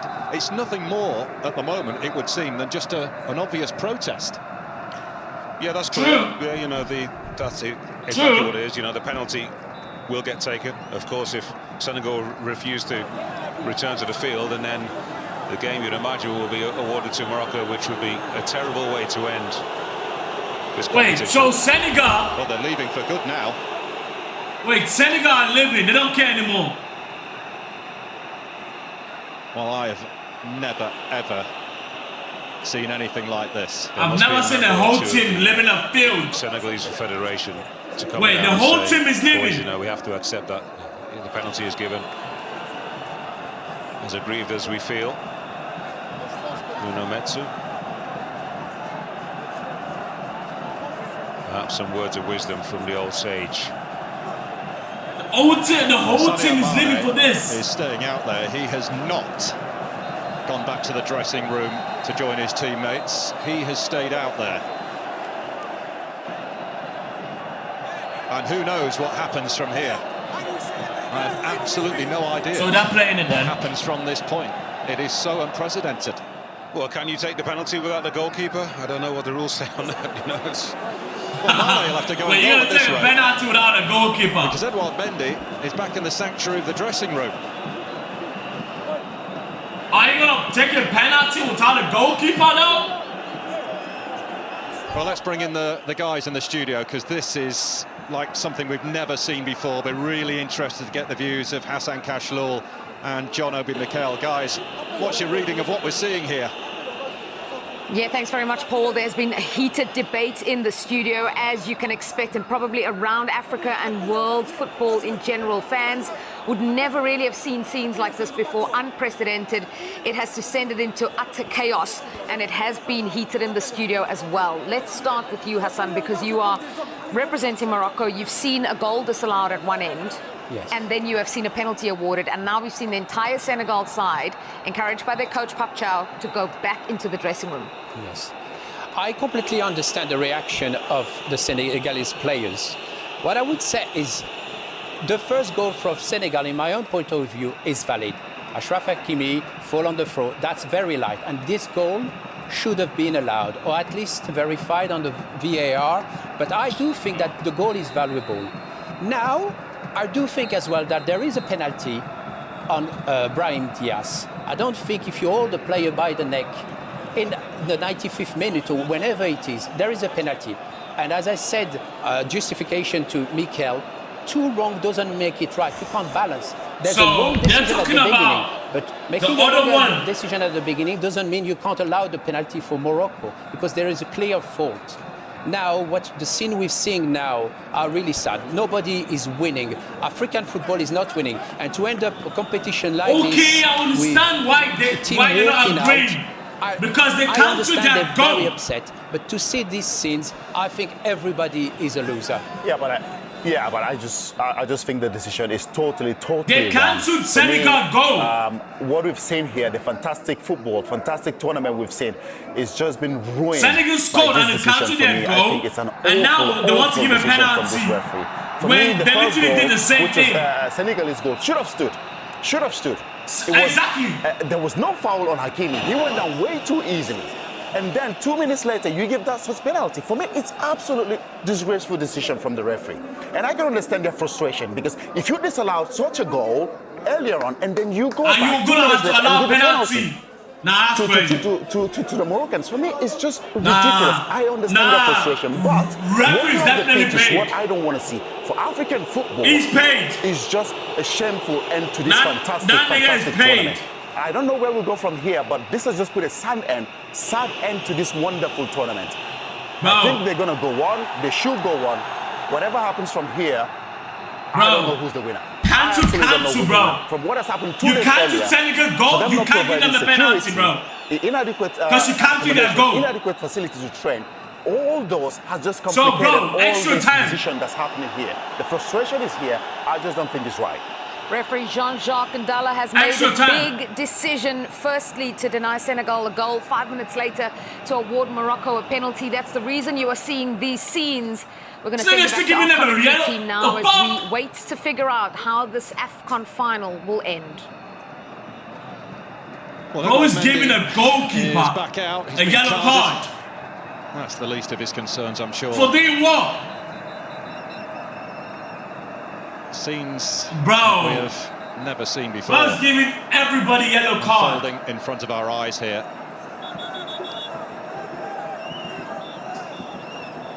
I don't know who the peacemaker was who has managed to persuade Senegal that can't be a penalty. They have come back out. That can't be a penalty. They need to cancel both of them. There was no way that they could leave things as they were. And take this to extra time. But the guys are right. I mean, you know, John Obi Mikel put it brilliantly. This is a shameful end to what's been a wonderful tournament and ruined. It is, unfortunately. Why they actually playing it? Taken, of course, to be scored. Missed. No. This is cheats. A hero and take it to extra time. This is cheats. And Brahim Diaz. This is scam. Has the opportunity. Pure scam, bro. You canceled his goal, and now you're giving that penalty. And you can't, bro. Both they did the same shit. Both they did the same shit, pushing each other on the floor. The referee should leave him alone. We don't need to see that. They did the same shit. The referee should leave Mendy all alone. Bro, if you don't score, then bro, it's over for you, bro. The tournament's top scorer. Over for you. With the chance, bro, to win the Africa Cup of Nations for Morocco. Give both of them a penalty then. give both of them a penalty then. Because, bro, this is not fair. How you gonna give one country counting their goal and the next thing, yeah, you give them a penalty, the other country? And still we wait, and Brahim Diaz has to recompose himself again. Bro, psychological warfare from. If you want to look, if you want to count the penalty, then Senegal has to be on 1. That is 1-1. You would imagine. Easy. The first time. Extra time. Certainly not wishing him good luck, that's for sure. Bro, 1-1 extra time. It's Diaz, and he's dinked it straight at me. Look at him. Look at him. Bro did not even score. Bro didn't even score. Woeful penalty. What a fucking waste of time. Absolutely woeful. Waste of time. This guy's a disgrace. Shake of the head from Paptiao. Disgrace. What is he doing? Disgrace to his nation. Diaz doing? I cannot believe he's just done that. Disgrace to his nation. Clever for his own good. He looked nice and concentrated. I'm pretty sure he did that purposely. He was lining up to take it, and then to do that, that absolutely ridiculous. I cannot believe that he's done that. Disgrace. He may never ever get another chance to score the winning goal in an Afcon final. I want to get a better picture of him. What a finish. Staggering end to this game, and we've got 30 minutes more of it to come. At the end, to his nation. it's Senegal 0, Morocco 0. Extra time comes next. How can I can't move it. Oh, it's live. Bro. Another long day ahead. Disgrace to his nation. But nothing wakes you up like a message from home.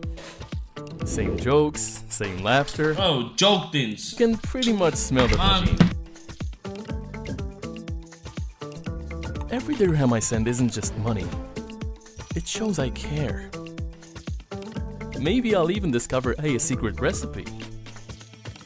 Remitly. Every transfer brings you closer. Mitosis, it's a process. When cells divide, if you notice, for repair. And what growth is starts in the nucleus, that's the hostess. Replication, chromosome split, line up in the middle of the cell, all focus, then pull apart to the opposite sides. Chromatids here, now the cell divides. Mitosis, it's a process. When cells divide, if you notice. Mitosis, it's a process.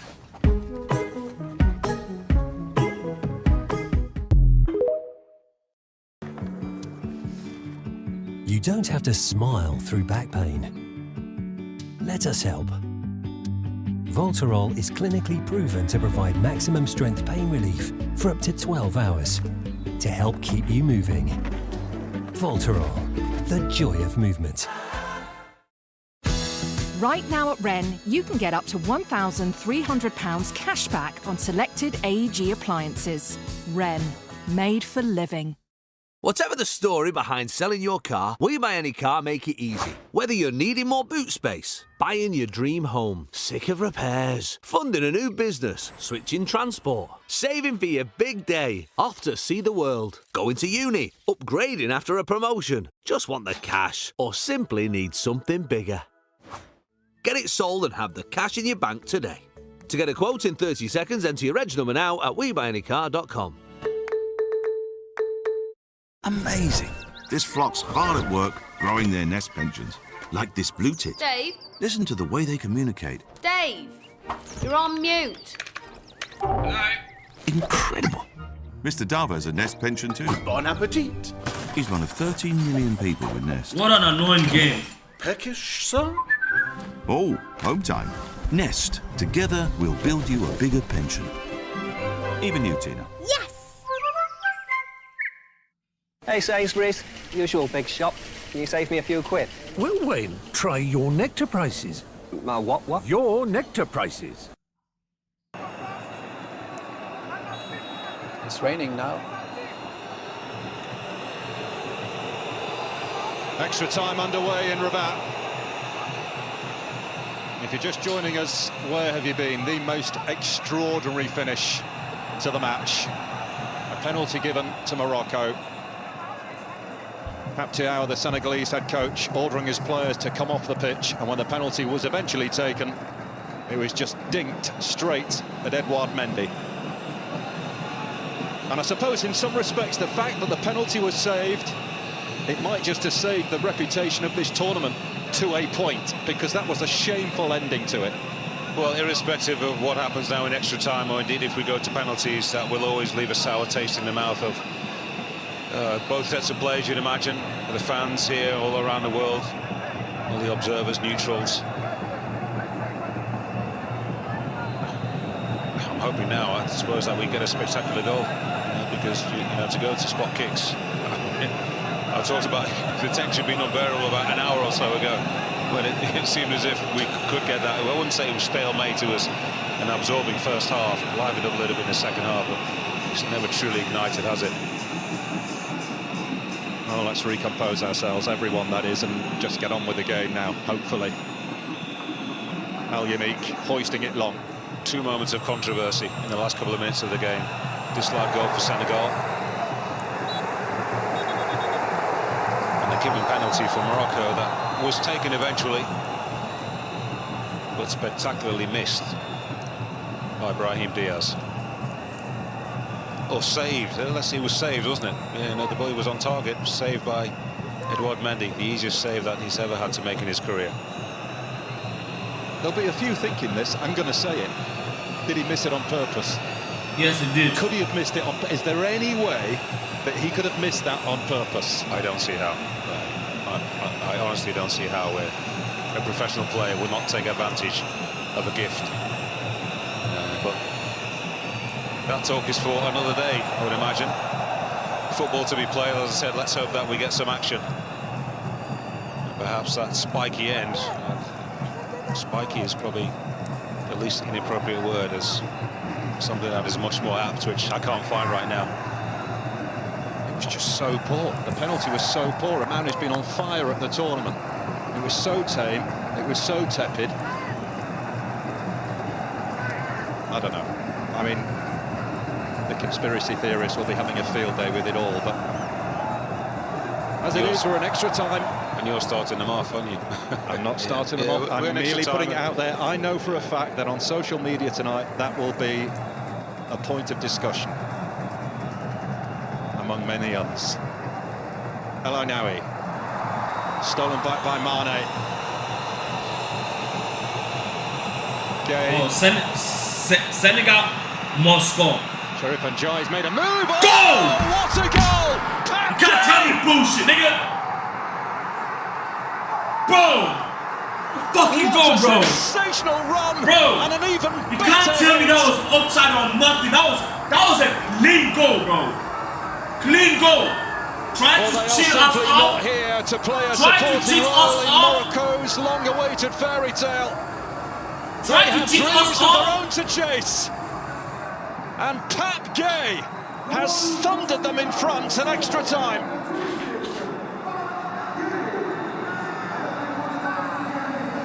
What a strike.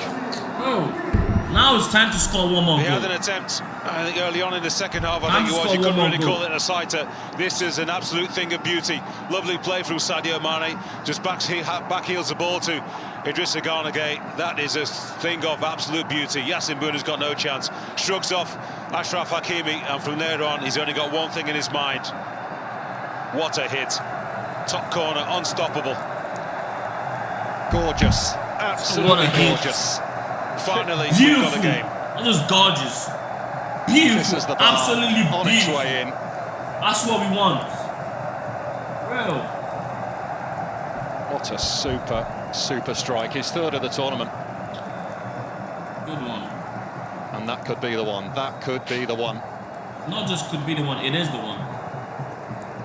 And now it's on Morocco. First goal they've conceded from open play at these finals. And the goal is early enough in extra time for Morocco just to gather themselves. They're going to have to find a way to just to settle themselves down initially the next couple of minutes before they gather their thoughts and hopefully from their point of view recover. This is a real hammer blow.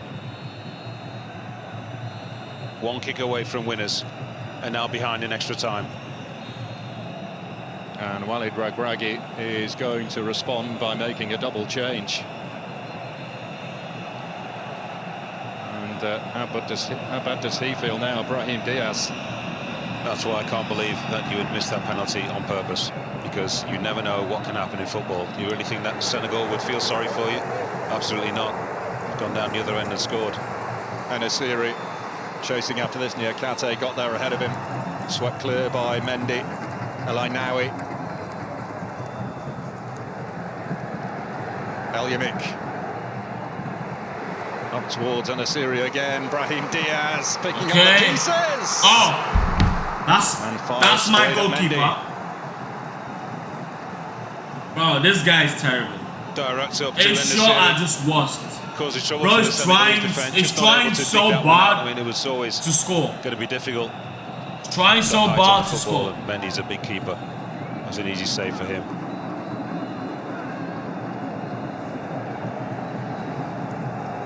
Again.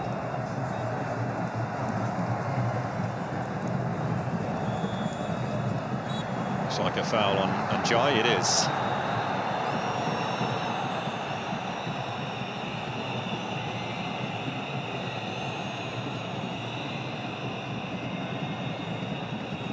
It's fairly routine, isn't it, for Mendy?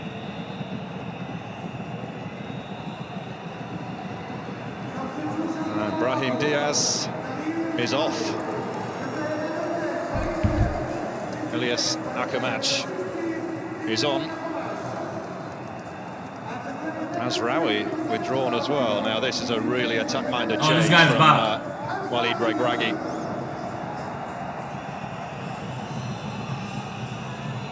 Ismaila Sarr for Senegal. Oh, let Senegal score again. Just one more goal. That substitution is one more goal. That's what for we need. Walid Regragui replacing Brahim Diaz. He's a broken player right now. I can't imagine there's any way that he could recover emotionally for the rest of this game. That's going to haunt him for a long time. Okay, emotion. If his teammates cannot get back on level terms, perhaps get a winning goal or indeed win on penalties, nothing that he can do now.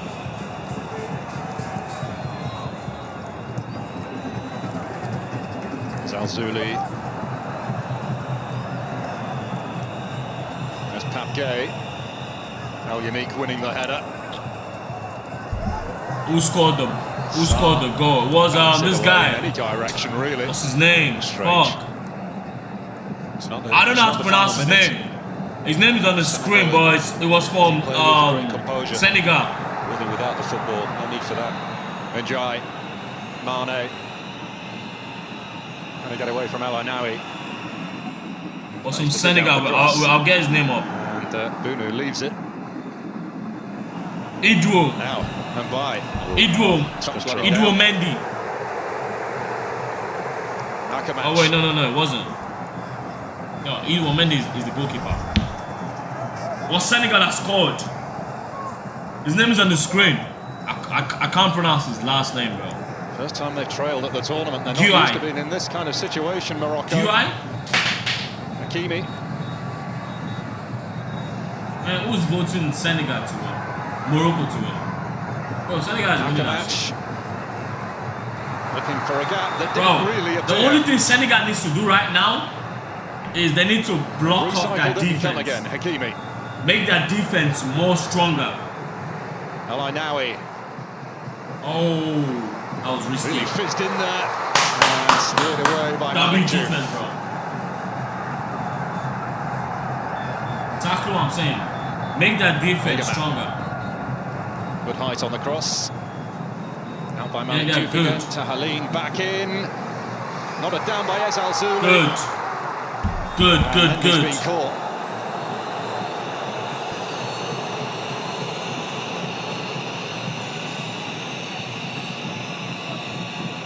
Suffered a blow to the knee. The striker's well within his rights to go for that. No, I don't think there's too much in that. Mendy's just playing for time.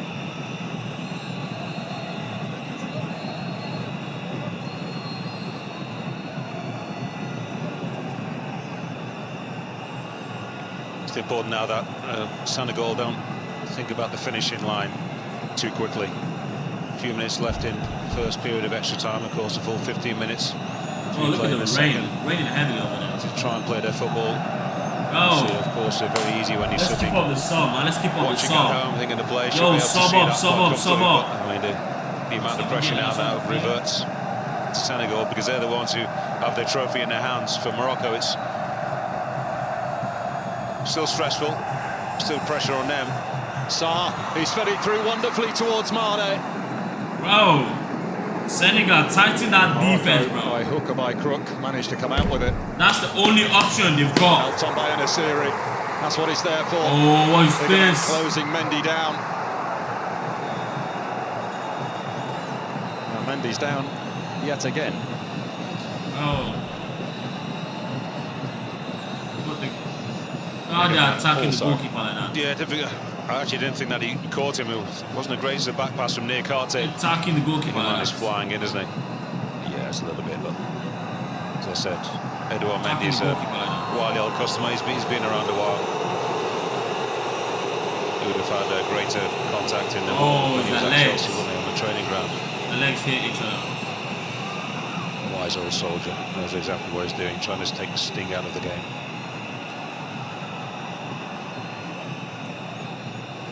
I think a man's come off worse. Yeah, not looking in a good way at the moment. Former Rangers player. As you can see, the player's getting a bit of a soaking. A downpour in Rabat. Here's a goal again. Sadio Mane, great awareness and appreciation of Chris Ogonagay, who's limping quite badly. Yeah, Hakimi comes and never really gets alongside enough. Very difficult. A big body is Pape Gueye. He's at full stretch as well. The technique to keep that ball underneath the crossbar with that amount of power. I mean, Yassine Bourneau is such a top goalkeeper. Just doesn't have time to react to get himself fly across the face of the goal. In truth, he wouldn't have been able to stop it anyway, I don't think. They've already stopped them out. Brahim Diaz. So that's a massive emotional letdown for him, and no surprise that Walid Regragui decided to replace him. He would have suffered in extra time. Hakimi. He'd had a very quiet game anyway, that was his moment, wasn't it? Just proved too much for him.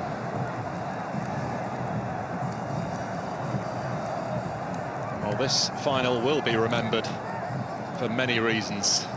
Yes. No doubt Too about many that. reasons. I'm glad we've had this spectacular goal that I talked about just as we kicked off for extra time. That's one positive of the last half an hour or so of football. Let's hope if that is to be the winning goal, it's something worth talking about, but said it will be overshadowed. Still a bit of football to be played. A little bit of football to be played. Talaheen. As Al-Zouli. Fighting that deep. What's Still going on? full of running as Al-Zouli, who's got a terrific engine, and it's a terrific ball across. Oh, and then Nasiri plants his header wide. That was close. That was close.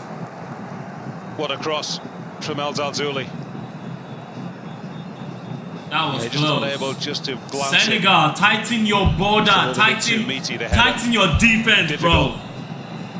Because by the time he actually heads the ball, he's almost static, really, and that's difficult then to. If he's flying across the face of the defender, more likely to be able to glance that ball. Mendy's left post. Well, the substitute is about to be substituted. The man looks as if he's run his race. Yeah, he's struggling. Al-Ainaoui. Again.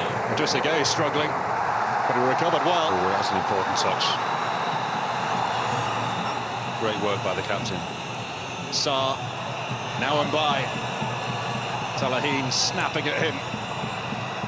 Oh, brilliant skill from Mbaye. Still he goes. This would be really special. But for Hakimi's block, it would have been. Super skill from the young Paris Saint-Germain star.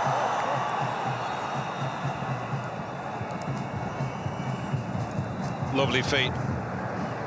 Wriggled away from, what, 3 players? In the end, he just couldn't find a finish. Can't blame the young kid, looking for glory himself. A couple of teammates potentially to find on the towards the far post. It was his clubmate who stopped him, who's just got a few years extra on him, shall we say, Achraf Hakimi. Yeah, once he sort of went round to the outside, the pass towards Mane, I think, far side of the box, it was a good block. It wasn't a bad shot, actually. That would have tested Youssouf Bounou. 1 added minute at the end of the first half of extra time.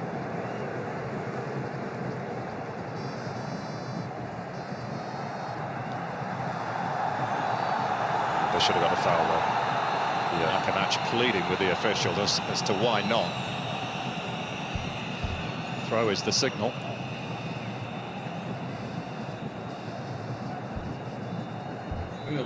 Al-Ainawi.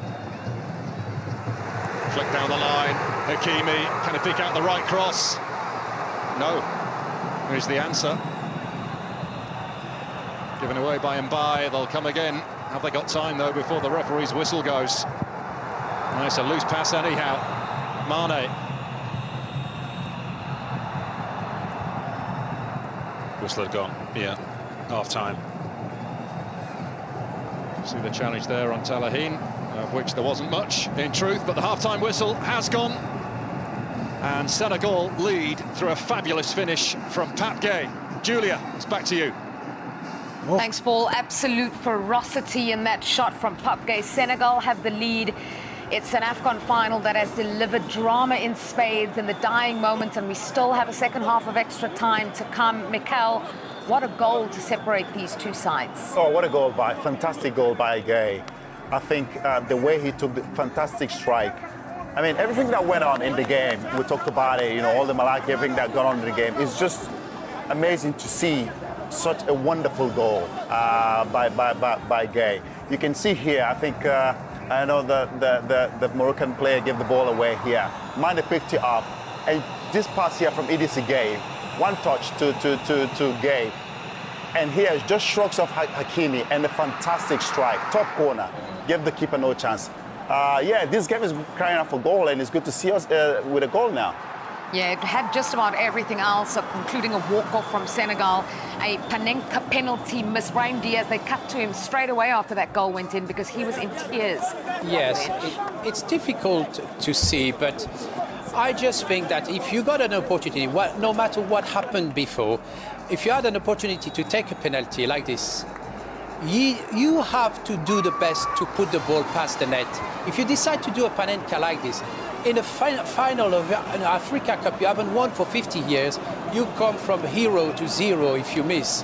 And I just think, regarding whatever happened, this kid will be remembered for the rest of his life for trying to be a bit cocky. And now Morocco is in a situation where they can lose the Africa Cup. So that's a bit sad, but let's look at the football game. Both teams have created a lot of chances. And as I said from the beginning, Senegal have scored a great goal and they're leading at the moment. And if it looks like this, they will be the next champion of Africa by scoring a goal. Well, they had confetti going off at the fan zone in Rabat, but they did not expect that. It was a golden opportunity after Senegal had a goal disallowed 5 minutes before that penalty was awarded. And then Brahim Diaz, the tournament's top scorer, don't forget, with 5 goals, did that. Second half of extra time to come. Senegal lead. Here's your commentary team, Paul Walker and Effeni Koku. Senegal on the cusp of another Afcon crown. Morocco have 15 minutes to try and rescue this. No, they're not. A change at the start of this second period of extra time. El Hadji Malik Diouf has been withdrawn. Ismail Jacobs is on.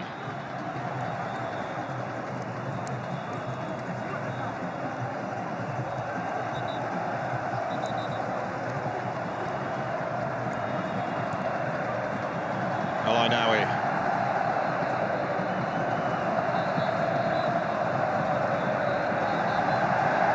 El-Yamik. Hakimi. Akamatch. Kate is with him. A bit of a miscue there from Akamatch. Corner given. He's got the corner. I'm not sure what happened there. Well, I just get a feeling that there's more drama to come. The game's panned out. It seems impossible that it will end with that goal we've had. Has a chance to strike a goal, but it is well wide from El Yamik.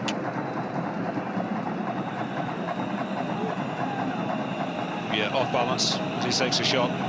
Well, a couple of minutes, if it was that team talk from Walid Regragui, would be the most important ever of his career, you would imagine. And trying to instill some calm in his players. They can play with more urgency now, which in a way allows you to play with more freedom. Yes, they are playing with a goal behind, but whatever they've got physically in reserve,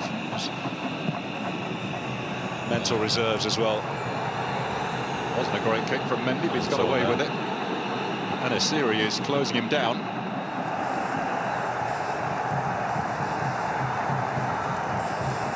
Pat Gay, by the way, scoring Senegal's 100th Africa Cup of Nations goal. Is it the one that will take them to the crown again? Crazy how it needs to go for a corner off Idrissa Gueye. Yeah, Idrissa Gueye just needs to sit another 10 yards deeper now. Probably just him sitting in front of the back four. He's running on empty as the Senegalese captain. Doesn't need to be charging around the field. Akamatch with the corner this time, off the bar. Terrific header from again, and not in the clear yet either. Kick that ball away, bro. Right, now he's taking aim, and again. Kick that ball away. And twice in rapid oh, just keep going, keep going, keep going. Keep going, pass. Taking Senegal down the other end of the pitch. Stolen back by El Ainaoui, and that'll be a foul. That's a foul from Yakov. Keep going, just keep passing, bro. This guy, Senegal, they need to double that defense at this point. On the run. On the floor. Gets his heels tapped by Mane. Oh, they just need to double that defense. I can't lie to you. Play started so quickly. If it's doubled, then yeah, that's good. Match. Edouard Mendy. They're together. Oh shit, man. Bro, Senegal is winning, and that's what I want. That's a great header. Those Moroccans, bro, those guys are bullshit. Do nothing about that. Like, for real. To the rescue. They've been, bro, what's going on? The Moroccans have been cheating and cheating and cheating and cheating. They even cheated in this game. Cheated in your own game and you lost. Challenge from Pat Gay. Morocco free kick. Cheated in your own game and you lost. 5 or so minutes. Look at the space here for Hakimi. The cross needs to be good. Bro, man, that's a corner kick. Just keep firing that ball away from them. That's just the best option at this point.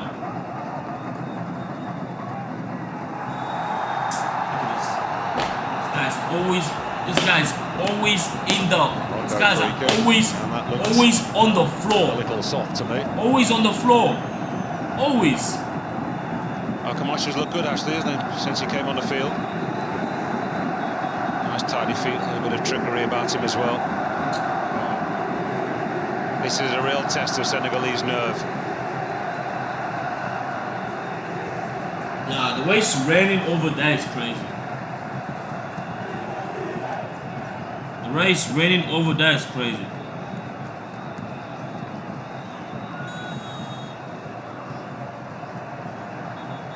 Akamatch with the free kick. Easy for Mendy. Would have to be something really special to beat Mendy from there.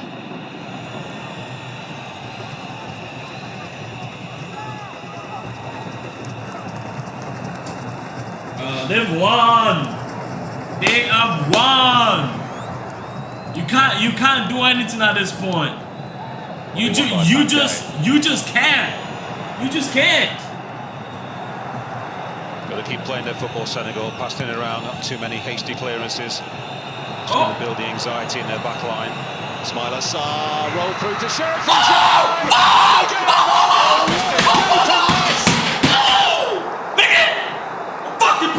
The goal at his mercy. He could have made absolutely sure of it for Senegal. And incredibly, he's missed. We have won! Glorious chance. You know, I'm going to give credit to Yassine Bono. Cheated on your own game. Cheated on your match. And we'll still won. Difficult for Sherry to actually slide that into what was seemingly an impossible opportunity to miss. Wait, what happened? That's well won, that free kick from Pat Gay, the goal scorer. Wow. It was a good save to start with, wasn't it, from Yassine Bono? And then he thought, surely he's beaten. Rebound is there, 2-0. What happened? Game over. Tournament winners. This will tell us. That's a superb save to begin with. Does he get fingertips on that? Wow. He does, you know. He does. I think he gets slight fingertips onto it. That was not and that just makes it more difficult for... Yeah, he does. Oh, wow, shit, it wasn't on the net. That is unbelievable. Unbelievable. Oh, shit, it wasn't... Fuck. I genuinely thought that was a goal. He almost fingertips it onto Sheriff Ndiaye. Bro, that looked like a goal. And that causes the ball to go wide. Because it seemed that it was impossible for him not to score. And with that, there is still a glimmer of hope for Morocco. As they cease waiting to join the action.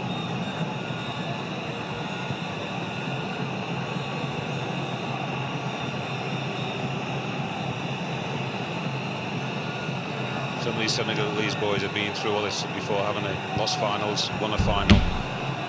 I suppose it's not quite a walk in the park, but tension. If they score this, then that's crazy. Well, they are I'm used to unreal. it. Still not easy to deal with. Arne scooping one in.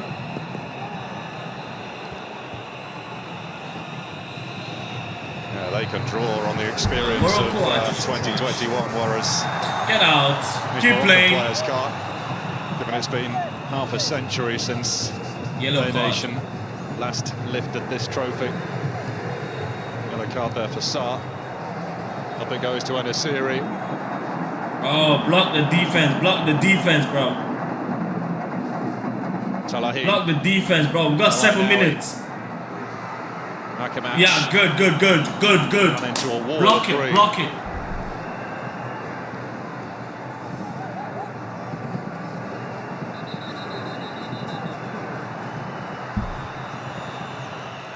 Arne, good play. Sense danger. He's got his team a free kick. That alleviates the pressure. Great anticipation, determination. Look at that. Sadio Mane. He remains a true superstar of African football. The work rate and quality this guy has shown over 10 plus years. Second Afcon puts him up there with the absolute very best. Lock the defense. Even without it, he's there Just anyway. block it. So lift it for a second time. That's just going to be the only thing. Quite a few Just block huge it. names on the continent.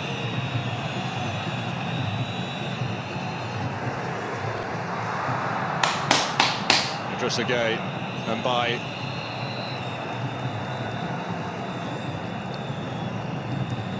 Paptiao certainly hopes that this is not the last Afcon tournament for Sadio Mane.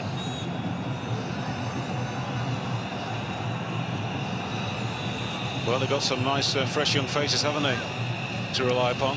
Well, this fella here is something really special. And Gay goes for it again and stings the palms of Bunu.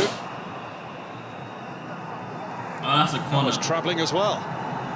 He's got a real cannon in Corner, that that's foot, a hasn't corner. he? Always on his mind to hit that ball. Just brought it more centrally. Yassine Bono will be super grateful. That one was straight to his hands.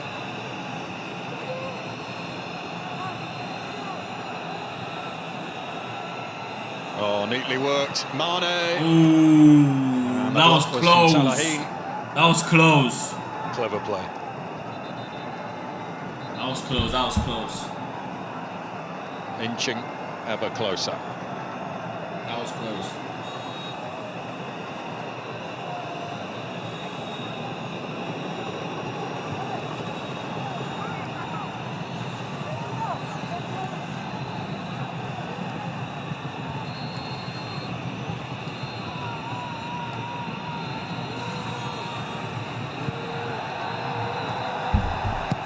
Jacobs to deliver this. Flipped away by again. Comes out to Trezeguet. Well, that was well hit. That was close. He caught that sweetly. He did. What about that for technique at the end of a long game? He's been struggling for about 20 minutes, Idrissa Gueye. His experience vital in the last few minutes. Mane, did that stay in? No.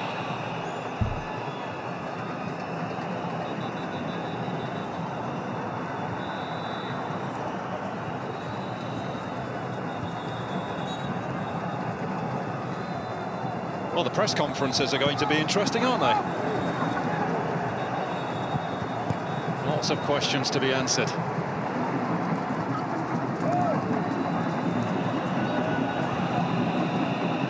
There's a guy who doesn't deserve to be on the losing end, losing side, if this is to be the case. Listen, Al Zalzouli being terrific tonight. Probably the best player on the pitch. He's been good in every game we've seen him. Very impressive.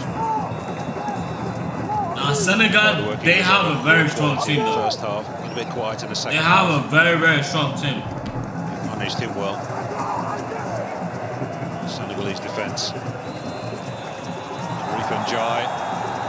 He's picked up an injury as well now. Back to his feet by El Yamik. Meanwhile, Morocco coming forward with Salahuddin. Akamach. Well, you only have 3 minutes. Why does it look like as if the time is just going slow? El Yamik. Hakimi in space. Hakimi crossing. Too high for again. And Mbaye dropping into defensive mode to stop that cross from Salahuddin.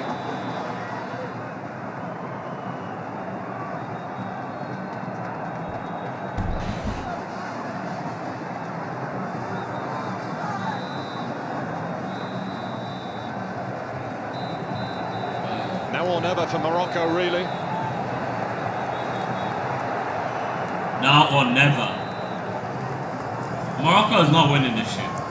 Senegal will be happier to deal with things through the middle of the park. Morocco have not had any joy throughout normal time, and indeed extra time so far. Crosses, it's more difficult to deal with. That's a great tackle, isn't it, from Jacobs? Bro, pass. Okay. Oh, shit. Jacobs Oh, shit, bro. Should have run. Sweeps it clear into the ball, actually. As Alzouli. It's away by Sek.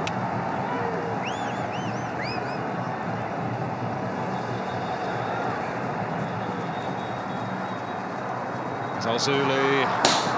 Too close to Mendy. That'll be a catch. Well, the dream for Morocco is fading and fading quickly. Bro, it's not. It has faded.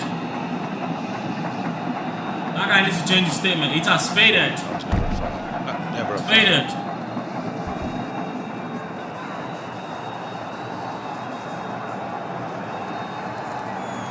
It's going to be a couple of minutes, you'd imagine, added on.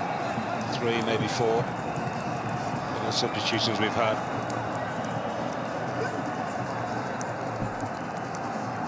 Sek missed his header.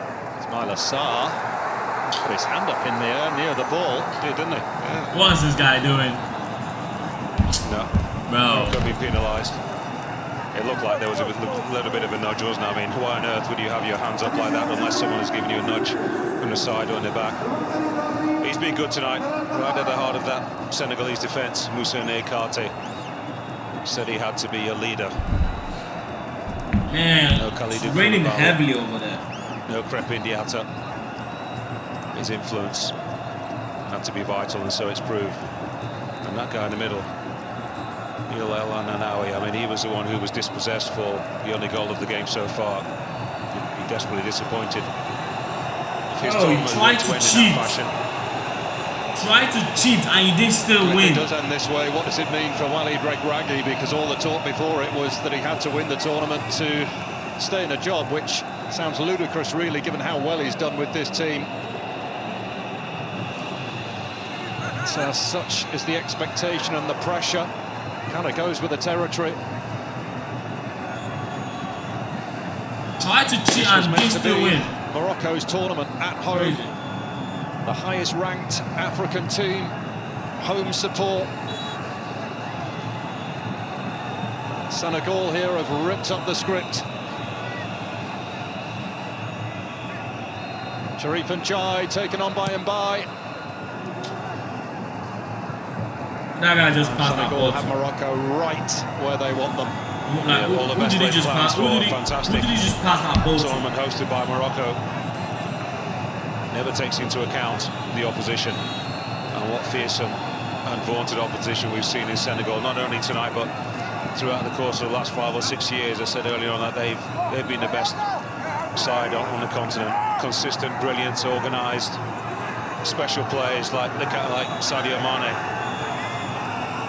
And he consenting now that his team are nearly there. Still a little bit of work to be done. And for the first time tonight, you can see empty red seats. Morocco's already going home. Senegalese bench, pretty much all of them, ready to celebrate. Well, it's a great shame that we had the scenes that we witnessed. Oh, everyone is standing up. Controversial penalty decision, a goal ruled out for Senegal just a minute or so earlier. It looks like Pape Thiaw is going to be celebrating with his teammate, the Federation, and the whole country of Senegal. Well, they've won. Just a few seconds' time. Senegal's won. Senegal's won, bro. On Jean-Jacques Ndala, the referee. Once again, it looks like they are worthy winners. A valiant effort by Morocco. You never underestimate the amount of pressure that the home side is under when you've got such good players. And the expectancy is so huge from their country, but this golden generation of players looks like they're going to have to wait for 18 months before they attempt to lift this trophy. Blow the final whistle, bro. Yes, Bono stealing all the yards he can. One last pump downfield. It's all over. Senegal are the champions of Africa. What did I say? Senegal is going to win, bro.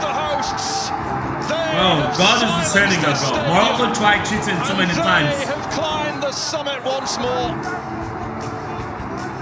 Morocco are crushed. The dream of reliving '76 must wait yet again.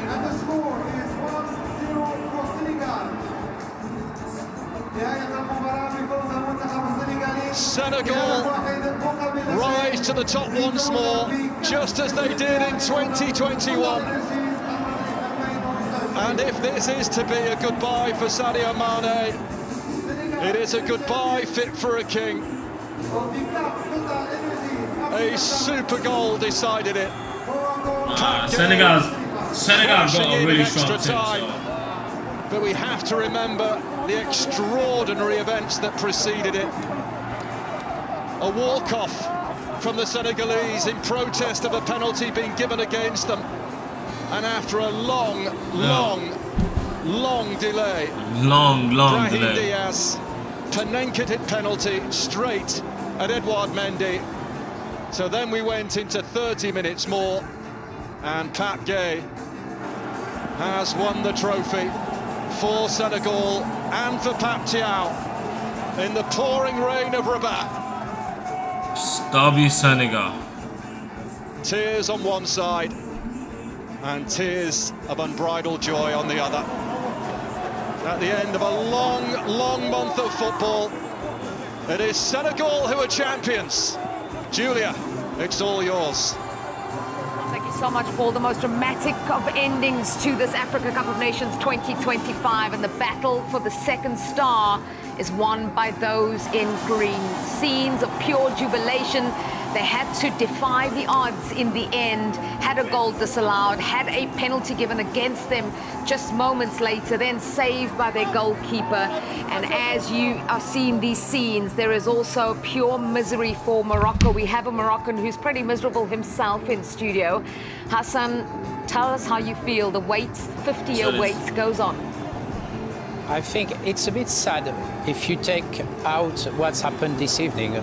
Morocco has been playing some great football during that tournament. Obviously, the goal was to be crowned champion of Africa. Unfortunately, it won't happen again this year, but Morocco has to move on. There's a big World Cup in 5 months' time. You need to concentrate on the future. They have great young players, they have a good team, but certainly not winning at home when you had such a chance at the end with a penalty will hit hard at home.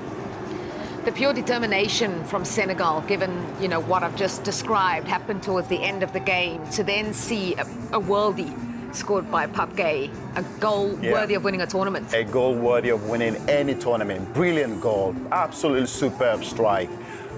Listen, I think Senegal, they've given it their all. They've played so well in this tournament. Two teams that have played so well in this tournament. Absolutely fantastic, both teams. And unfortunately, one team has to win, and Senegal have come to spoil the party. And that they did absolutely superbly well. And I'm credit to Senegal as well. Everything that went on, 10 minutes before when the penalty was given, they decided to come back and continue playing. It would have been such a sad end to see the African Cup of Nations end that way. And credit to them for coming back and continue playing. They've been superb in this tournament. They played so well. They competed. They ran with the Moroccans. They pressed so high. They kept the ball when they had to. And of course, the experience of Idriss Gueye and Mane that we see again, who's continue to lead this Senegalese team. I hope this is not going to be his last game for this Senegalese team. If it is, it's a perfect ending, let's put it that way. A Senegal team that were in the dressing room, all of them at one point. We didn't know what would happen. Well, they are now waiting to lift the trophy. For Morocco, it ends in tears. Plenty of action to take you through, big talking points and a goal to show you this is a game that will be talked about around the world for the next couple of days. Well, we have all the talking points on the other side of this break.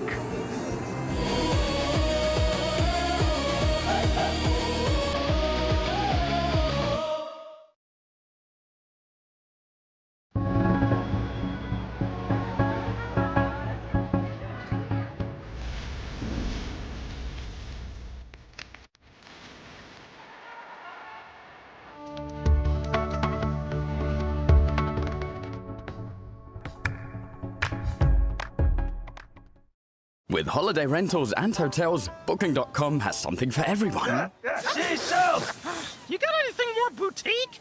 Oui. Right this way. Now we're talking. What about something more family-friendly? Maybe a resort with a water park? Or somewhere less family-friendly? Yep, one luxury hotel for the bride-to-be. What if we hate everything? We have flexible cancellation. Find exactly what you're booking for. Booking.com, booking. The Big Arch is back, and it's here to stay. A burger so iconic, it's got its own sauce. Not just any sauce. That delicious Big Arch sauce. Big Arch, for Big McDonald's hunger. Amazing. This flock's hard at work growing their nest pensions, like this blue tit. Dave? Listen to the way they communicate. Dave, you're on mute. Incredible. Mr. Dava's a Nest pension too. Bon appetit. He's one of 13 million people with Nest. Peckish, sir? Oh, home time. Nest. Together, we'll build you a bigger pension. Even you, Tina. Yes! It's nice to have choices in life. Tony here chooses to get a new phone every year by exchanging his old one. Don't worry, Mike, you can get a new phone too. Big love to Gordon, who chooses a lifetime warranty to keep his phone lasting longer, just like his romance. Oh, love it. Keep your phone lasting longer, or you could get a new phone every year. The choice is yours at Vodafone. Because you want to see everything in all its glory. Because you've always had an eye for goal.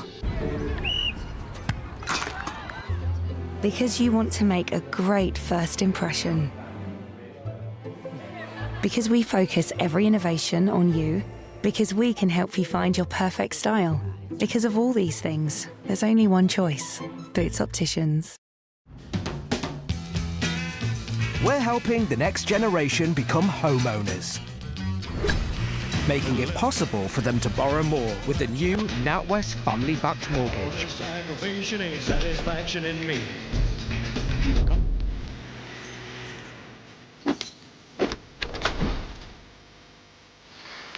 Property Ladder. Let's do this.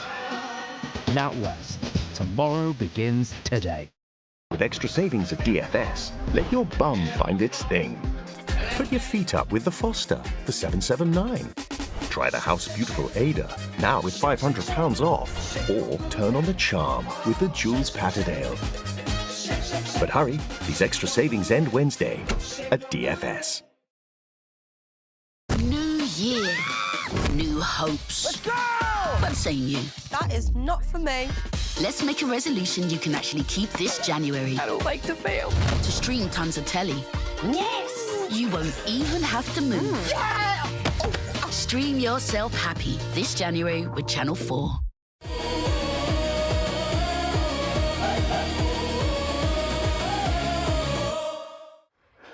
Senegal.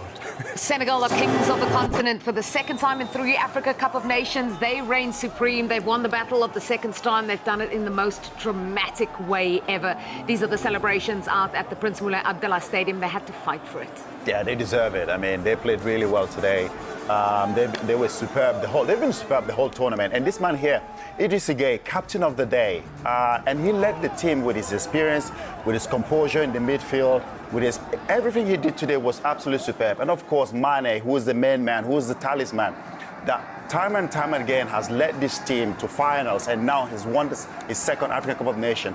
I think they deserve it because they played well. And again, everything that happened, it's so nice to see that the African Cup of Nations didn't end the way it would have been. So it's so good to see that the Senegalese came back and continue playing after everything that went on with the penalty and everything. So credit to them. They deserve to be I mean, you could understand why they Yeah. left the field. You could understand that. Yeah. Did you agree with that, though? I didn't agree with the disallowed of the goal that Sarr scored, because for me, I think that was a goal, because Hakimi went down way too easily. So if he disallowed that goal, okay, why didn't he was too quick to whistle? You should have waited a little bit and assess the situation. Maybe get sent to the VAR by the VAR assistant referee, but he didn't do that. But then again, when he gave the penalty to Morocco, he was very quick to get sent to the VAR. And for me, it was just a two-way thing. I just think the way the referee handled it wasn't that great. So if you disallow that goal and 2 minutes later you give a penalty to Morocco, it's just an awful decision. So I understand the frustration, I understand, but the walking off the pitch, that part I didn't like. And it was so nice to see them come back into the pitch and continue the game and finish the game. Let's go to that first contentious issue. And I think, Hassan, you were in agreement as well that it wasn't really a foul on Hakimi and the goal should have Yeah, been. when we look at it here, both players are holding each other's, and it seems that Hakimi falls quite easily on the floor. For me, it's a bit soft.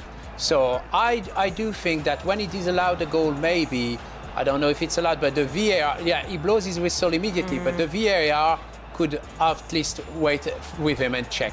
Now, he made a judgment on that, and he stopped the goal. That's a very difficult situation, knowing what's going to happen 2 minutes after, and when he's going to give a penalty for Morocco. But as I said, even the first decision was wrong. Not blowing a whistle to give penalty for Morocco when the player, Brahim Diaz, is holding by the neck. 2 wrong doesn't make 1 right. So I know it's very difficult to understand. That's probably why the manager of Senegal asked the team to leave the pitch.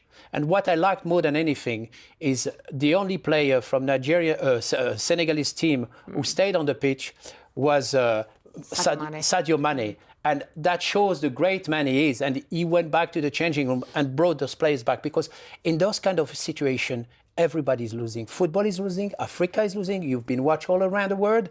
And in a way, I'm glad that things have started again and end up the way they are. Yeah, very curious to hear what role Al Hadji Diouf had in that circumstance and in getting the players back, because he seemed to have a word with Sadio Mane. He was also on the phone with someone, and I'm sure those details will emerge in the days to follow. Yes. But the referee, Jean-Jacques Ndala, is certainly a main character in this final. Should he have waited instead of blowing the whistle immediately for that foul sec on Hakimi. They should have, definitely. I think if you look back at the clip there, he whistled even before the ball, I don't know who headed the ball hit the crossbar. Yeah. He was so quick to whistle. He should have waited, as we've seen so many times, in the Premier League. The ball goes in, the referees have to wait, and then they make the decision. He was so quick to whistle. And for me, it just shows that, the inconsistency that we've seen so far in this tournament. And to straight away then go all on the other side and give a penalty was just, for me, it's sad to see the tournament end this way. And this is going to be the talking point for such a long, long time. Here I can see Ibrahim Diaz, okay, there was 2 arms on his shoulders, but he's gone down way too easily. He's just made a meal of the whole situation. Yes, when you put your arm around a player in the box, you're risking a penalty. And that's what happened. And you can see here the referee got sent to the VAR, he looked at it and he decided it's going to be a penalty. And of course, even before he get the decision, it's all been kicking off in the touchline.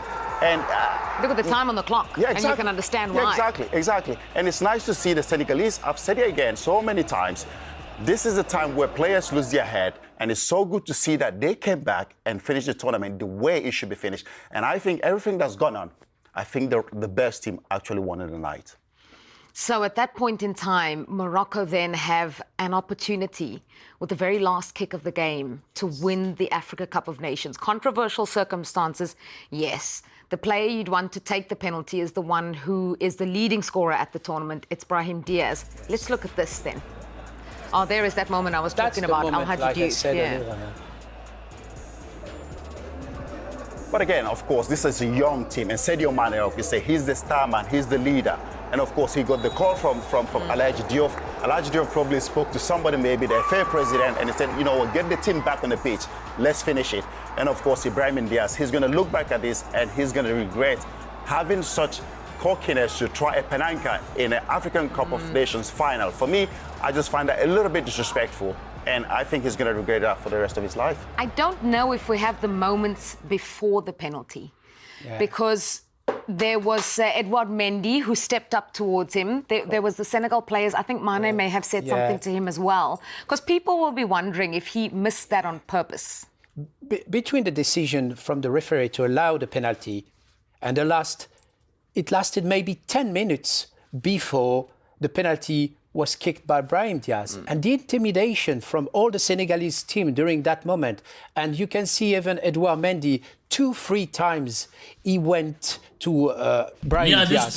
The referee forcing him to come back each time before he takes the kick. I just think it was a lot of pressure on him to take on his shoulders. That's the only thing I want to see. If you try a penalty or something like this, you need to make sure that you score. And I do think that's what I want to see right now. People will be very angry with him in Morocco, even if he's been the star of the tournament and scoring so many goals and losing an opportunity so important at the last kick of the game to win a tournament. Yeah, we really had hoped we had that footage of the moments leading up to the penalty that you were just talking about. We might still be able to show it because I think it gives a taste of the pressure that he was under from those around him. And it was largely Senegal players around him and Mendy kind of intimidating him. This was a huge, huge moment in the final. Of course, you have to try everything to put off the player who's going to take the penalty. And they did that perfectly well. But again, it's a shame to see because he's had a superb tournament. He scored 5 goals. He's been a star man. He scored goals. He's created chances. And it's sad to see him, do such a thing. I mean, just put your foot through it. It doesn't matter if the keeper makes the save. Put your foot through it. Have a good strike. But he decided to go on the penanka. If you do that, you have to be sure 100% that you're going to score, especially in the African Cup final. It's huge. It's massive. And I think he's going to regret that massively. Especially because in the 94th minute, officially, could have been 120 minutes. I don't know how long. It feels like a couple of days later, actually, since extra time started. Senegal managed to do this with a sensational goal, which ended up being the winner. Yeah, ended up a goal that is worthy of winning any tournament. The strike here was absolutely superb. Brilliant strike. Here, I think the first pass here, the first touch pass from Idris Gueye just set him up. And he just shrugs off Hakimi and just took a brilliant strike, fantastic strike, top corner, and gave the keeper absolutely no chance. Superb goal. Hassan? Yes, if you look at the way he took his chance, like we said at the beginning of this match, you have to take your chances when they come. Both teams have created a lot of chances. I think Morocco had more than 20 shots during this game, and Senegal had 14 or 15 shots. So only one went on target. I have to say Bounou saved a lot of chances. And that's the difference between two teams. Games like this are played on difference and little details. And you can see here in Dakar, all the people getting crazy and happy. In the fan park, yeah. Let's put it this way. It's been a great tournament, a fantastic entertainment. There's been a lot of drama in the semi-finals, even more in the finals. But overall, Senegal is a worthy winner. Morocco could have won this tournament, but there is two big teams who are going to the next World Cup, which is just around the corner, and two big teams that we'll have to keep an eye on because they can really create some surprising results, hopefully. A sensational winning goal from Pape Gueye was Senegal's 100th at the Africa Cup of Nations, and remarkably, a first ever goal for them in a final. A goal worthy of winning a final. But Ayo Akinwelere is standing by for us at the Prince Moulay Abdallah Stadium because, Ayo, we're talking about the goal and how brilliant it was, but the scenes, the pandemonium, the chaos, unprecedented moments at the end of that final, we were stunned in studio. What was it like in the heat, in the heart of the action? Yes, I mean, look, it feels like the heavens are in tears for Morocco as they've not managed to win Afcon now for, 50 or so years. But it was carnage here. It was sometimes unsavoury to see between the players and also the fans as well. And we were actually stuck up in the press area. We were trying to come down here to try and see the match, or at least come to pitch side, and we weren't allowed to get through. You know, the police were being rushed out. Those scenes weren't great. But what we did see was Brahim Diaz trying to score a penalty and the Moroccan fans not liking it any way, shape or form. They felt really disappointed. They felt very dejected. And what we also did see was Senegal finally scoring a beautiful goal. And, you know, it was pandemonium in another sense by the Senegalese fans. But, you know, this final has been about storylines. This Afcon has been about storylines. Sadio Mane finally lifts another Afcon trophy for the second time. The point in which he says he's about to retire from playing Afcon as well. Thiel, the coach of Senegal, never won Afcon as a player, has won it as a coach, carrying on the work that Aliou Cissé has done here. So I tell you what, it's been full of drama, it's been full of action, but also Senegal are reigning African champions once again. Reigning champions. I see what you did there, Ayo. I'm just wondering, you said there was pandemonium in the stadium. When did you really understand what was happening? When did you see that Senegal were kind of walking off? What was being said around you? Was anybody kind of privy to any intel, especially those reporting or working for Senegal, you know, broadcasters or outlets? Do you know what was... And also, what was the atmosphere like in the stadium? Look, we were up in the press area. We were actually trying to make our way down because we were looking at extra time and thinking, actually, we need to get down there so we can hopefully try and interview the players. And then it all kicked off. It was the point in which the referee went to the VAR to take a look. And then all the Senegalese players crowded him. The Moroccan players were also crowding him. And then there were a few shoves and a few scuffles. And then before you know it, we looked over to the Senegalese fans and they started throwing chairs. And then obviously the stewards got involved and also the police got involved. And then we saw the Senegalese players and Pape Thiel coming onto the field to start ushering his players into the tunnel. So it was very hard for us to tell what was being said on the ground. By the time we'd come here, it was time for a penalty for Brahim Diaz. But I gotta say, I've never seen anything like this at Afcon in my life. I gotta say though, it was definitely very spicy and definitely a final that a lot of people will remember. Absolutely. Thank you very much, Ayo, making a very big point there as well, which we've since seen on social media, that it was the fans kicking off as well. And yeah, we will have plenty more reaction to this as we wait for Senegal to be officially crowned champions of Africa.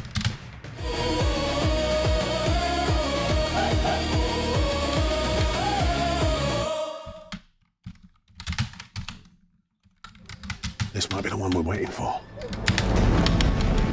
It's coming in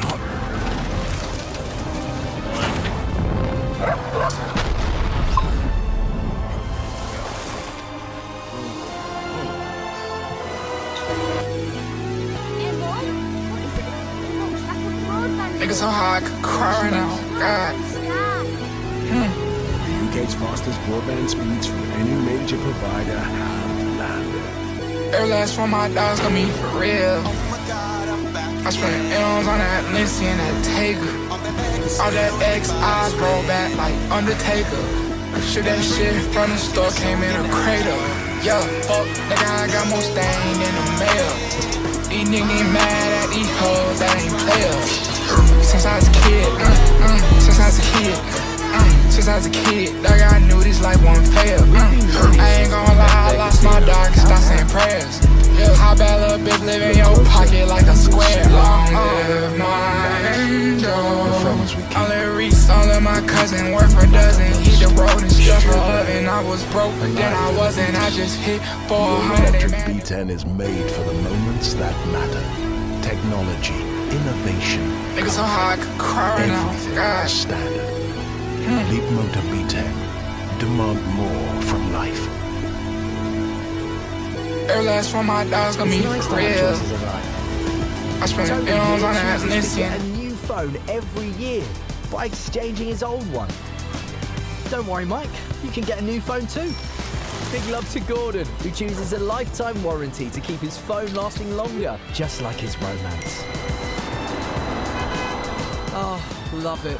Keep your phone lasting longer, or you could get a new phone every year. The choice is yours at Vodafone. I haven't feared my life ending for many years. But today, I did feel fear. How's that?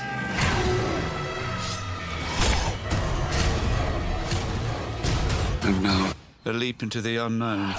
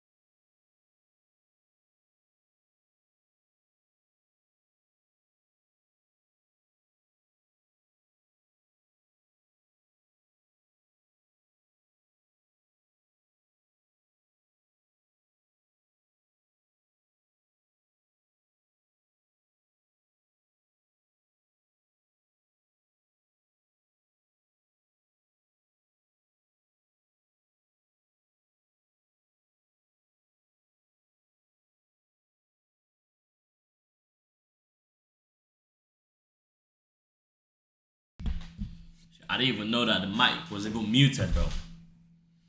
I didn't know the mic was even muted, bro. The only thing we need to see right now is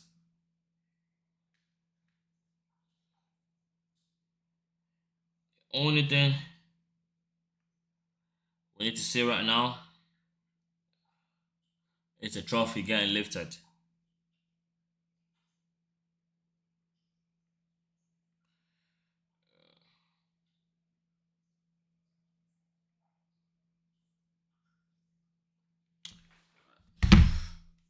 Oh, finally. Finally. Up his golden boots at the Africa Cup of Nations, top scorer with 5 goals. Well, they gave him Scored them golden 5 boots in a row, but would he swap this trophy for that penalty that he missed at the end that could have given Morocco the trophy? Definitely. I think he's going to have a lot of they nightmares give him in the golden coming boots. days. But that's part of football life, you know. You on the pitch, for us, it's easy outside to comment on it. But you take your responsibility, and after that you have to assume. But I'm sure that we really don't even need to see this five guy. goals. He had a great tournament, but when you have a chance like this to win, it is very, very difficult for anybody to accept that someone will take a penalty like this. He's broken a number of records. Yes. He is the first player to score 5 goals in his first 5 Afcon consecutive games, but he will be remembered for probably this moment. And we were wondering, with an opportunity to win Afcon for the first time in 50 years for your country, rephrase the statement. Spot. It will be remembered How could you for explain missing that penalty. He went on to prime Panenka and wasted the opportunity? It happens, but I mean, if it happens, when you're taking a penalty, it's either you 2-0 up or it's maybe first half or 2 minutes into the game. But he decided to do it like 2 minutes or the last kick of the game, and in the African Cup of Nations final as well. But take nothing away from him, no. Fair play to the kid. He's had a wonderful, wonderful tournament. He scored 5 goals. He's been brilliant for Morocco. He scored goals. He's created chances, but to have to do that, it just kind of spoils everything that he's done. Everything he's done so well in this tournament. And you can see it here, it's very disappointing. Yes, he's receiving the Golden Boot award, but you can see in his face, he's very demoted. He's he can feel the pain of all the Moroccans, not just, in the stadium, all the Moroccans everywhere, the support. But yeah, he's going to be devastated. But I hope for his sake, for his family's sake, that he comes out of this even stronger, because this is going to be very, very tough on him. For weeks and months, he's going to have to live with this. I hope he has people around him that are going to help him, talk to him, and get him through this. Well, you know all about Moroccan fans. Yes. Having played for Morocco, you know exactly what kind of pressure he will be facing now. When you think back on it, did Senegal players, did Edouard Mendy get into his head? Oh, definitely. I was watching, and these 10 minutes, you can see Edouard Mendy coming into him. He's probably telling him, I know where you're going to shoot, I know where the ball's going to go. And it's been 10 minutes waiting to take that kick. And I think it plays in his mind. And at that point, he doesn't even know if he's going to shoot on the left or on the right. So he must have changed his mind a few times before kicking that ball. Look, he's coming out again. The referee already blew his whistle. Now it's Sadio Mane. So the two most experienced players for Senegal know what they're doing. And the referee has no control. He doesn't know what he's doing anymore. And look, he's going back to the ball. He's putting the ball down, trying to calm himself. But now I think it's a bit too late. And unfortunately for Morocco, they paid the price. A moment that he and Morocco will never forget, because he went on to have that penalty saved, Pape Gueye scored, and then Senegal went on to win the trophy. Their second in 3 years. Morocco about to collect their silver medals. We return you to our commentary team now for Walker and Efanikoku. Well, Morocco's players given their losers' medals. They came so close to ending a 50-year wait for the Afcon title. They did their nation proud, and they will have to regroup and get ready for the World Cup that starts not too long from now. But wait, Morocco's playing in the World Cup. You do feel for him, because he's given this tournament and his nation absolutely everything, and for it to end in the manner that it did for him, heartbreaking. Absolutely, Paul. It's a moment that he will never get over, I'm sure, on home soil. He may never play in another Afcon on Moroccan soil. He may win one, who knows? Got a few tournaments in him, you would imagine. Although we are moving to a 4-year cycle soon enough, so you say at least 3 more, 27, 28, 32. But this moment will stick with him, and that's unfortunate for him. As I said, a fantastic tournament, top scorer, but he would swap that golden boot that he's got for lifting the winner's trophy. Walid Regragui is, well, he'll be under even more pressure than he has been in the last few weeks and months. Qualification for the World Cup, as you mentioned, they can look forward to that. But tonight was all about continental glory, which once again has eluded them. Well, he's achieved so much with this Moroccan side, but he is constantly in the spotlight. His future is constantly spoken about. He's been asked several times throughout this tournament what happens if you don't get your hands on the trophy, and he's battered every question back. But the Moroccan people, a lot of them, will be demanding a change after this, but that's for another day. Tonight is Senegal's night. 24 teams started out on this journey around a month or so ago, and only one remains standing. Morocco, this year's runners-up, and now we wait for Senegal to step up to the podium. Yeah, nice to see that some Moroccan fans have actually stayed behind. Of course, they want to see their players for as long as they can, but generous enough, it seems, gracious to salute a fantastic Senegalese side. I mean, this is a real triumph ball for 6 or 7 years of sustained consistency and brilliance. The West African nation has produced some fine footballers over the years, and they've got their hands on another Afcon. Koulibaly has led this team, along with Idrissa Gana Gueye, Sadio Mane, Edouard Mendy. Those guys have been stalwarts for many a year. For them to get a second title is a fantastic reward for them. You know, they go down in the list as amongst the greatest Senegalese players, if not the greatest generation. There's no doubt about that. And some really promising players coming through as well. The next wave.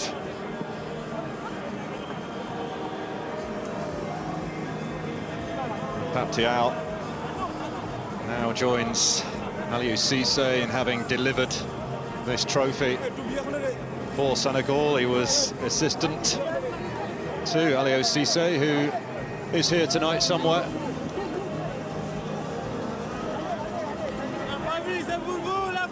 But they showed, didn't they, with their performance, that they've got that big game experience. You know, a lot was made about handling the environment, the pressure, and they did, plain and simple. They played the game rather than the occasion.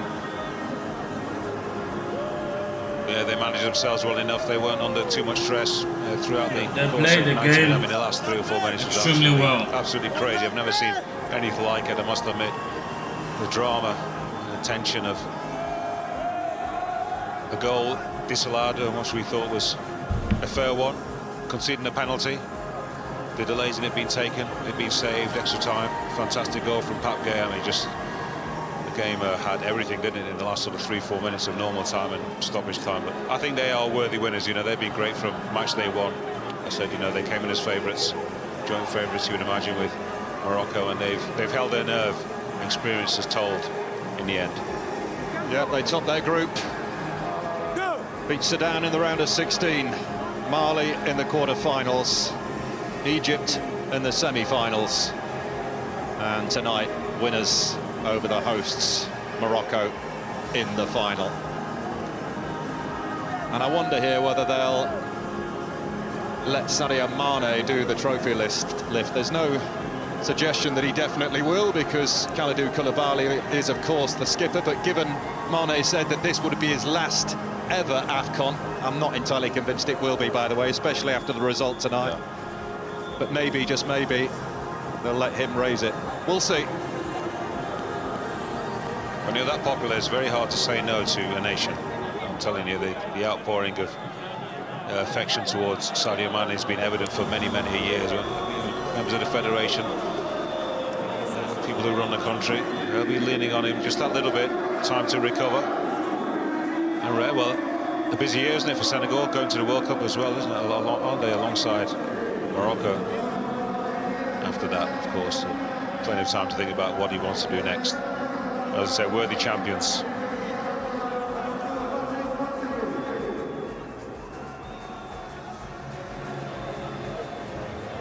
Where is the trophy? The third version of the Africa Cup of Nations trophy.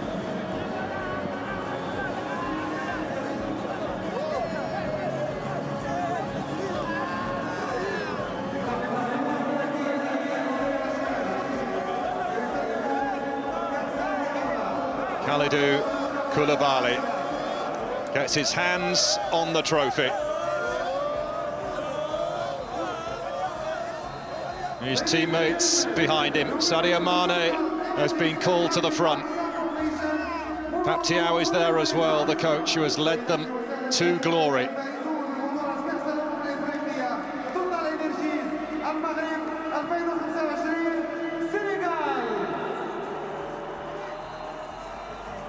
I wish they had made their mind up quickly. Who wants to hoist it? I mean, Mane is a reluctant hero as ever.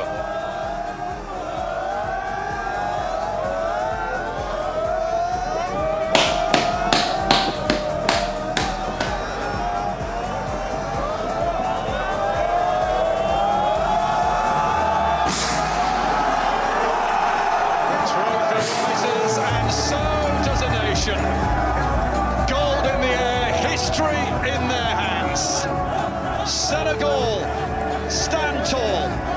as champions of Africa.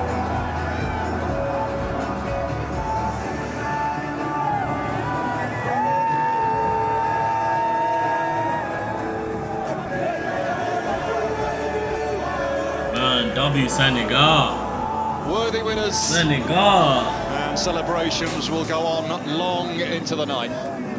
Yeah, terrific few weeks of football, Paul. We've seen lots of quality play from the best teams in Africa, one or two surprise nations who threaten to disrupt the established order, but as ever, it always seems to be coming from the same 3 or 4 nations. They have the best players, they have the strength in depth, the quality shines through. The quality and experience of players like Sadio Mane, one of the true kings of African football. Senegal worthy winners, already looking forward to 2027 in Tanzania, Uganda and Kenya. If it's anything to go by, follow this tournament, very difficult, especially the final. It's such a dramatic night, never seen anything like it. Yeah, the final we shall never forget, one that Senegal will never forget. They are the Africa Cup of Nations champions 2025, as they have beaten Morocco by 1-0.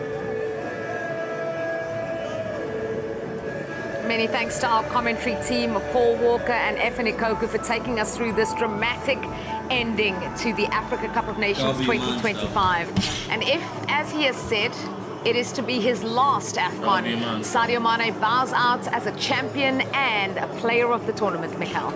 Yes, absolutely superb. And it's nice to see great gesture from the captain Koulibaly to give him the captain armband to lift his second African Cup of Nations. Fantastic, superb team, well-deserved Senegal. I think they've played really well from the start of this tournament till the end, and they absolutely deserve. And Sadio Mane, of course, what a way to crown it. If it's going to be his last, superb way of ending it. Koulibaly was suspended today, but he's reminding you of someone you know, the boots and the... Koulibaly, he's done the John Terry. He's suited, booted, he's got the shin pads, he's got the boots, he's got the jersey.